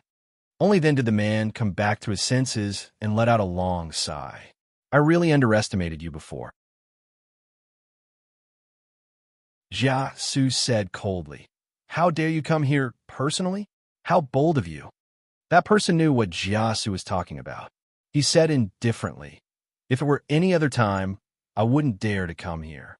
After all, Sun Lang is a rather difficult opponent." Jia Su frowned. He heard the name Sun Lang. He used to think that it was an alias his nephew used to hide himself, but now, it seemed like it was his real name. The man continued, "But it's different now. I know where he went. No one knows better than me what he's capable of now, let alone one Mu Chun. Even if 10 of them attacked together, they would only be captured alive by him. They wouldn't even have the chance to commit suicide." Jia Su listened in silence. That person revealed a complacent smile. This smile seemed to be one that had seen through everything, and also seemed to be one that had everything under control. He seemed to understand Sun Lang very well, better than anyone else. He understood Sun Lang's way of thinking and his pattern of behavior. He said indifferently, "King Zhongshuan sent assassins behind my back, but I know about it. It's King Zhongshuan." Jia Su recalled the basic information about this royal descendant. He was outstanding in all aspects, but not truly outstanding. Such a young man seemed ambitious, but was actually easy to control. He said coldly, "What an excellent assistant." The person nodded. "Yes, he's just the right amount of stupidity. I'm very satisfied." Jia Su asked slowly, "Then why is he here? Seems like you've gained the emperor's trust." "Why?" That person's expression turned cold. What a troublesome human, he thought. But he liked it, because the more powerful Jia Su was, the more trouble someone would be in. He smiled. "What do you think? I think my identity isn't the main point. The main point is what you're worried about." Jia Su raised his brows. "What do I have to worry about?" That person laughed and didn't dwell on the question. Instead, he said, "Let's return to the previous topic. Where did Sun Lang go?" "I know because I know about the assassins sent by King Zhongshuan. I know that Sun Lang will capture the assassins, so I know what he'll do next. He's a petty person. If he suffers a loss, he'll definitely return it 1,000 times over. Furthermore, I've used a series of schemes to drive a wedge between the two of them, putting him in a very passive position. Given his personality, it's only natural that he'll return the favor. After capturing the assassin, He'll be able to dig out the other party's background with just a few words. From there, he'll suspect that King Zhongshuan is just a puppet and that the mastermind behind the scheme is someone else. Since he knows this, he'll definitely hold on to it and make a big fuss out of it. That person's tone was very normal. When talking about Sun Lang's personality, there was a hint of helpless gentleness between his brows, as if he was talking about mischievous nephew. Jiasu also noticed this. He asked, "Who are you?" "Who am I? I guess I'm an old friend." This answer didn't satisfy Jiasu, but the person who spoke now didn't seem to want to dwell on this question. He continued, "If I'm not wrong, he'll definitely bring the assassins to the Jinling government office and make a big fuss about it. He'll definitely see this as the key to breaking out of the current situation and think of ways to drive a wedge between us. Thus, his attention will be on the Jinling government office and temporarily ignore this place." Jiasu's tone was slightly mocking and provocative. "That's why you dare to come?" "Yes, that's right." The person didn't mind. After all, he's the most difficult opponent in the world. I'd rather fight the martial art hall's saints for 300 rounds and fight him, whether it's a battle of wits or strength. This is a game of cat and mouse. Both sides are playing to their strengths and avoiding their weaknesses. His ultimate goal is to find us before we achieve our goal, and then beat us in a minced meat with one punch. We have to do the opposite, Jiasu said coldly. "But now that you're here, aren't you afraid that I'll call him back and make you lose everything and die on the spot?" "No, I don't think you would. If it was a few days ago, you would definitely do this without the slightest hesitation. Because he's your nephew, your cousin's bloodline. The blood of the Jia clan flows in his veins, and he's the brightest hope of your Jia clan. Even if your entire clan is annihilated, so long as he's still alive, the clan will continue to multiply and even rise again. So, you would help him regardless of the cost, support him, even die for him, and even bet the entire clan." Jiasu's expression slowly turned cold. The person ignored the change in Jiasu's expression and revealed the cruelest truth without hesitation. "But now, you won't because I've already told you the truth. The real Jiang died 8 years ago when he held the Saint Sword. He didn't have the aptitude to hold the Saint Sword after all, so we had to find an imposter to replace him." After a moment of silence, Jia Su suddenly sneered. His laughter was full of mockery and coldness. "You mean that my poor nephew failed at the last step because of his lack of aptitude, despite going through many trials and tribulations, and failed the great trust of the imperial court, while the fake you found casually picked up the unparalleled holy sword? Not only that, but in just 6 years, he defeated the extraterrestrial demons that had been tormenting the divine land for decades with his military exploits and martial arts prowess, establishing an unparalleled achievement that only one person in 1,000 years can achieve. Also, he survived in the grand desolate mountain after all the birds were killed. Not only that, he reappeared after 2 years of disappearance and caused turmoil in the Ming province, the Song province, and the Qin province after he took action. The court pretended to be deaf and dumb. All the ministers below the emperor were at a loss. The officials of the 6 ministries pretended to be deaf and dumb. Even the vast imperium couldn't do anything about him. The person sighed. "I know it's hard to believe, but it's the truth. It's hard to explain the unpredictability of fate." Jiasu just sneered. The person shook his head. "The empire thrives on martial arts, and everyone is proud of practicing martial arts. But do you know that the 9 provinces of the empire are vast, and there are more than tens of millions of people under its rule? Perhaps in a small village or a small town, a little child is actually a genius with a top martial arts bone.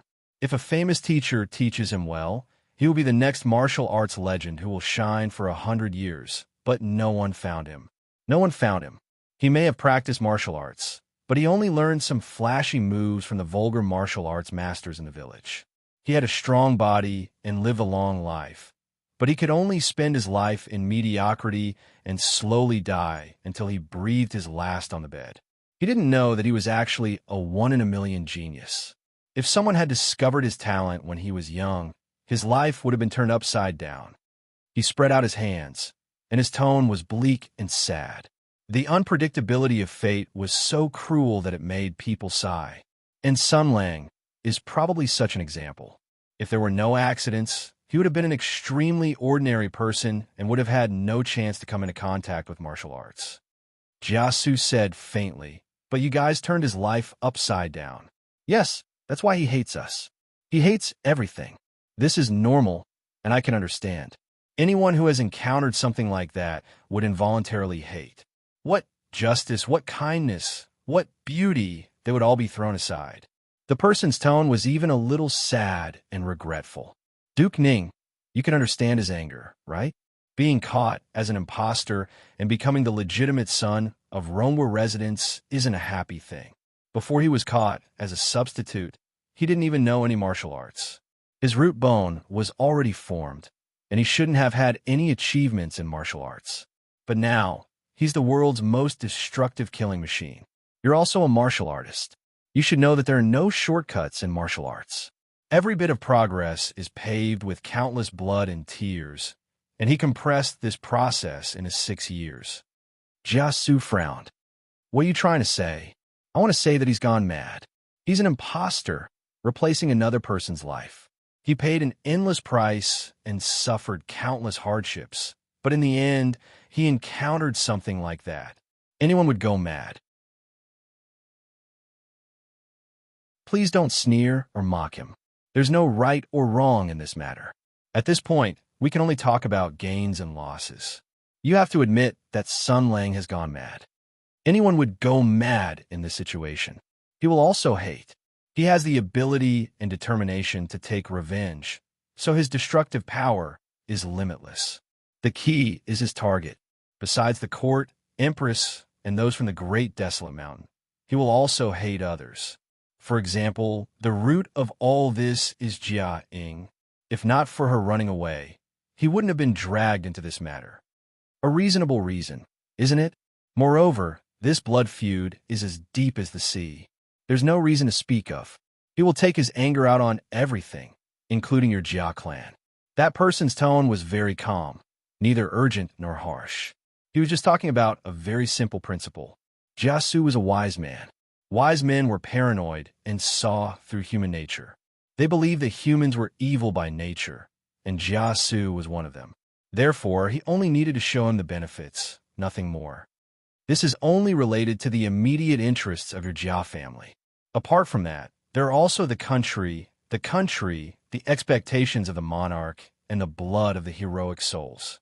The current peace and prosperity were exchanged with the sacrifice of your fathers, brothers, and ancestors. How many people in Yuningwa Mansion and Rongwa Mansion have died for this? Are you going to follow a fake and smash all of this into pieces? Jiasu was silent. He wouldn't show his thoughts on his face. A wise man didn't show his emotions on his face. Even if his heart was in turmoil, he didn't let it show on his face. But the scheming lobbyist wouldn't give him the chance to remain calm, even if MT Tai collapsed in front of him. He said in a low voice, "There's another very important reason. Do you know what he did in the Great Desolate Mountain?" Jiasu looked at him calmly, but in the next moment, his expression was no longer calm. With a deep voice, the emissary spoke of a terrifying secret that could shake the world and destroy the existing order. It's been 3 years since the war, and the Empire hasn't created a new imperial army, not even a common mass-produced startling sword.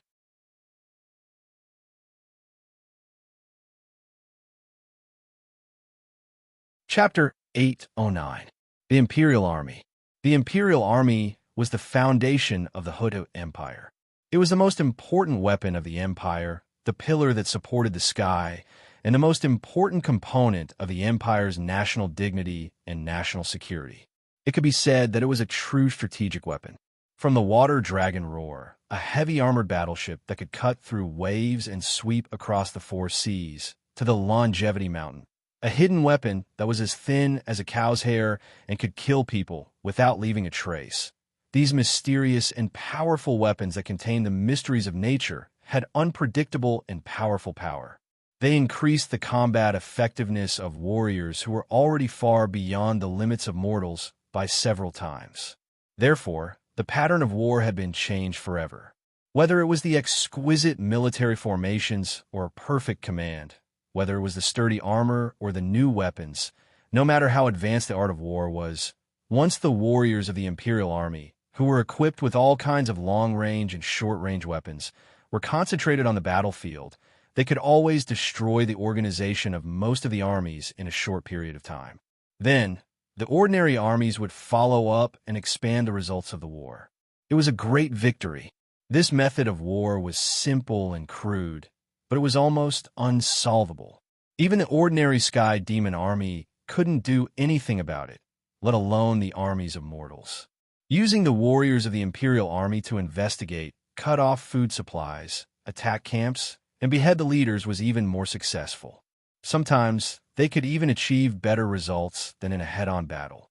A group of warriors who had not only experienced hundreds of battles, but also ran very fast with divine weapons were the nightmare of all the armies. It was because the most important thing in war was logistics and morale. The imperial army had been established for hundreds of years. The imperial power was stable, and the world was peaceful. All the military construction and military theories revolved around the imperial army. The reason was that it was easy to use. The blood of the traitors, the blood of the enemy nations, and even the blood of the heavenly demons, all of these victories prove that this path was correct, that martial artists were strong, and that the empire was supreme. Therefore, martial arts was prevalent in the country, and the empire was the champion of the world. Men should learn martial arts and enter the emperor hall. Without a doubt, the emperor weapon was the foundation of the Hutu Empire. Having an imperial army was the ultimate dream of every young warrior who wanted to be a warrior. It was also the greatest honor and recognition that every warrior desired. In the past hundreds of years, it had become inseparable from the martial arts culture of this country. It was the symbol of the country and the embodiment of strength. It was like the firearms of Li Hua, the machinery of Rue Jin, the beast transformation of Greenwood, and the superpower of Xianshui. The warriors of the Hutu Empire who had the imperial army were terrifying forces that had been deified by all the countries. But now Jiasu's mouth was dry.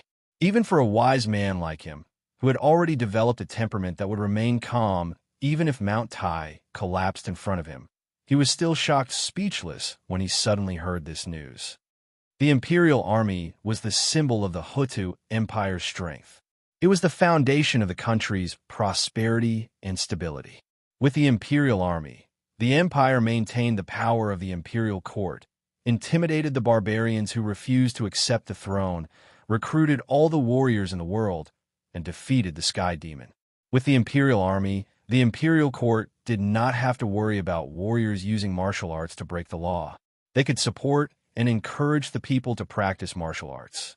With the imperial army, the imperial court could suppress the ambitions of the other four countries who challenged the current international order and protect the empire. But if there was a problem with the production of the imperial army, this serious consequence was enough to make a wise man like Jiasu turn pale with fright. Success was due to the imperial army, and failure was due to the imperial army. He said with difficulty, This is too ridiculous. There's nothing ridiculous about it. The man sneered. You're a smart man, too. Think about it. The imperial court has always been arrogant and despised the barbarians. Even the Greenwood Kingdom and the Green Fire Kingdom were not very important to us.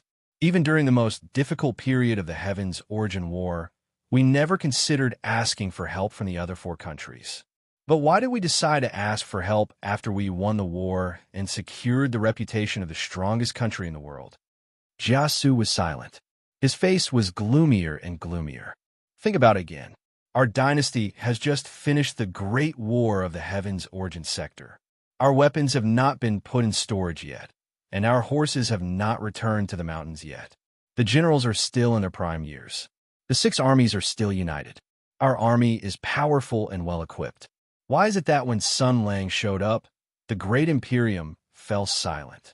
Do the people of the imperial court think that Sun Lang can kill them all by himself? No, that's not it. They are afraid, but they are not afraid of Sun Lang as a person. That person said in a low voice, because Sun Lang has gone mad, because no one knows what he will do. He is the former marshal of the empire. His achievements are splendid. He is brimming with talent, and his martial arts are strong.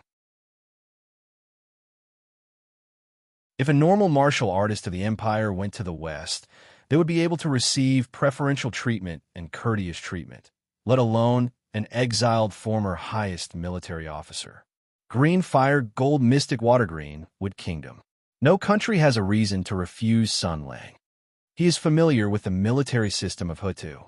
He even knows the situation and equipment of every elite troop. He knows the character and weakness of every famous general. He is also one of the best military experts in the world and an unparalleled grandmaster of martial arts. If such a person joins the barbarians, the consequences will be unimaginably severe. Moreover, he has done such a thing. The Imperial Army. He knows what he has done. He did it on purpose. He knows where the weakness of the Imperium is. This is the deepest and fiercest revenge against the Imperium. He has succeeded. He has sowed the seeds of turmoil in the country. This is a crisis that will destroy the country. The man's voice was stern. His eyes were full of murderous intent and anger. If he tells this secret to the other countries, how is the empire going to resist the wolves that are waiting for us? They are barbarians. They are greedy and shameless. They are vicious and cunning. Those who are not of our race must have a different heart. You know this too. Hutu is now the strongest country in the world. Why is it so majestic?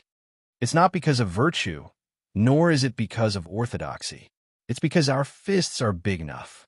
Just like the ancient sages, we conquer the barbarians, kill their sacrifices, destroy their ancestral temples, and destroy their writings. Then, we use our etiquette and righteousness to educate them. This world is a place where the strong prey on the weak. It has been like this since ancient times.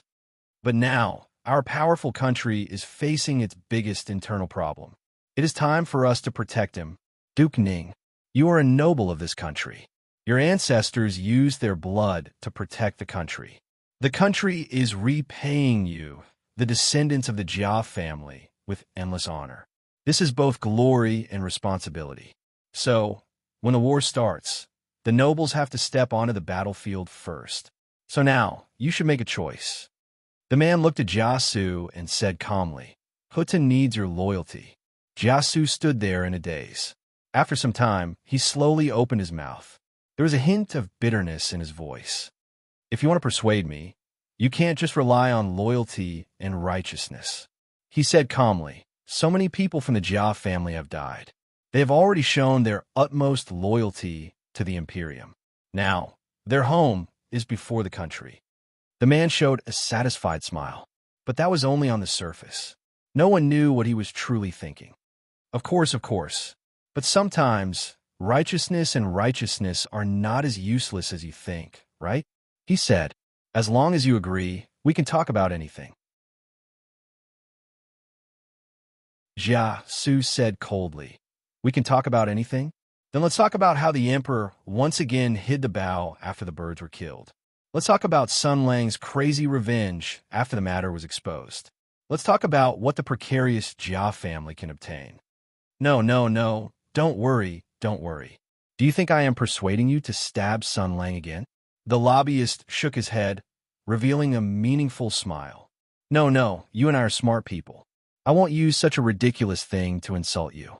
Right now, Sun Lang is a beast that has temporarily calmed down. Without full confidence, no one is willing to see him go crazy and lose control. Jiasu looked at him. Then what do you plan to do? That is a good question. The man smiled. In this game, the most important thing is to hide one's purpose, but Sun Lang will never guess what I want to do. He said, where were we? Sun Lang took Mu Chun to the Jinling government office. He must be planning to spread the news. First, he put Jia Yutsuan on the fire, and then let King Zhongshuan hear about it. He has already guessed that the assassination was King Zhongshuan's private action, so he wants to use this opportunity to drive a wedge between me, the strategist, and King Zhongshuan, the master. If King Zhongshuan panics and does something stupid again, it will be a great surprise. So, we should do this in the Jinling government office. This is going to be interesting. Jia Shidao smiled. I guess neither Empress nor King Zhongshuan expected you to put the blame on the two of them.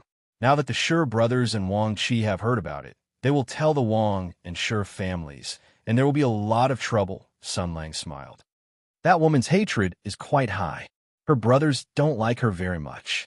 Once that Zhongshan king hears of this, he will definitely fly into a rage. At that time, they all thought that I was that woman's lover, so they have always been hostile towards me. Jia Shidao's expression was strange. So, King Zhongshuan believes it is very likely?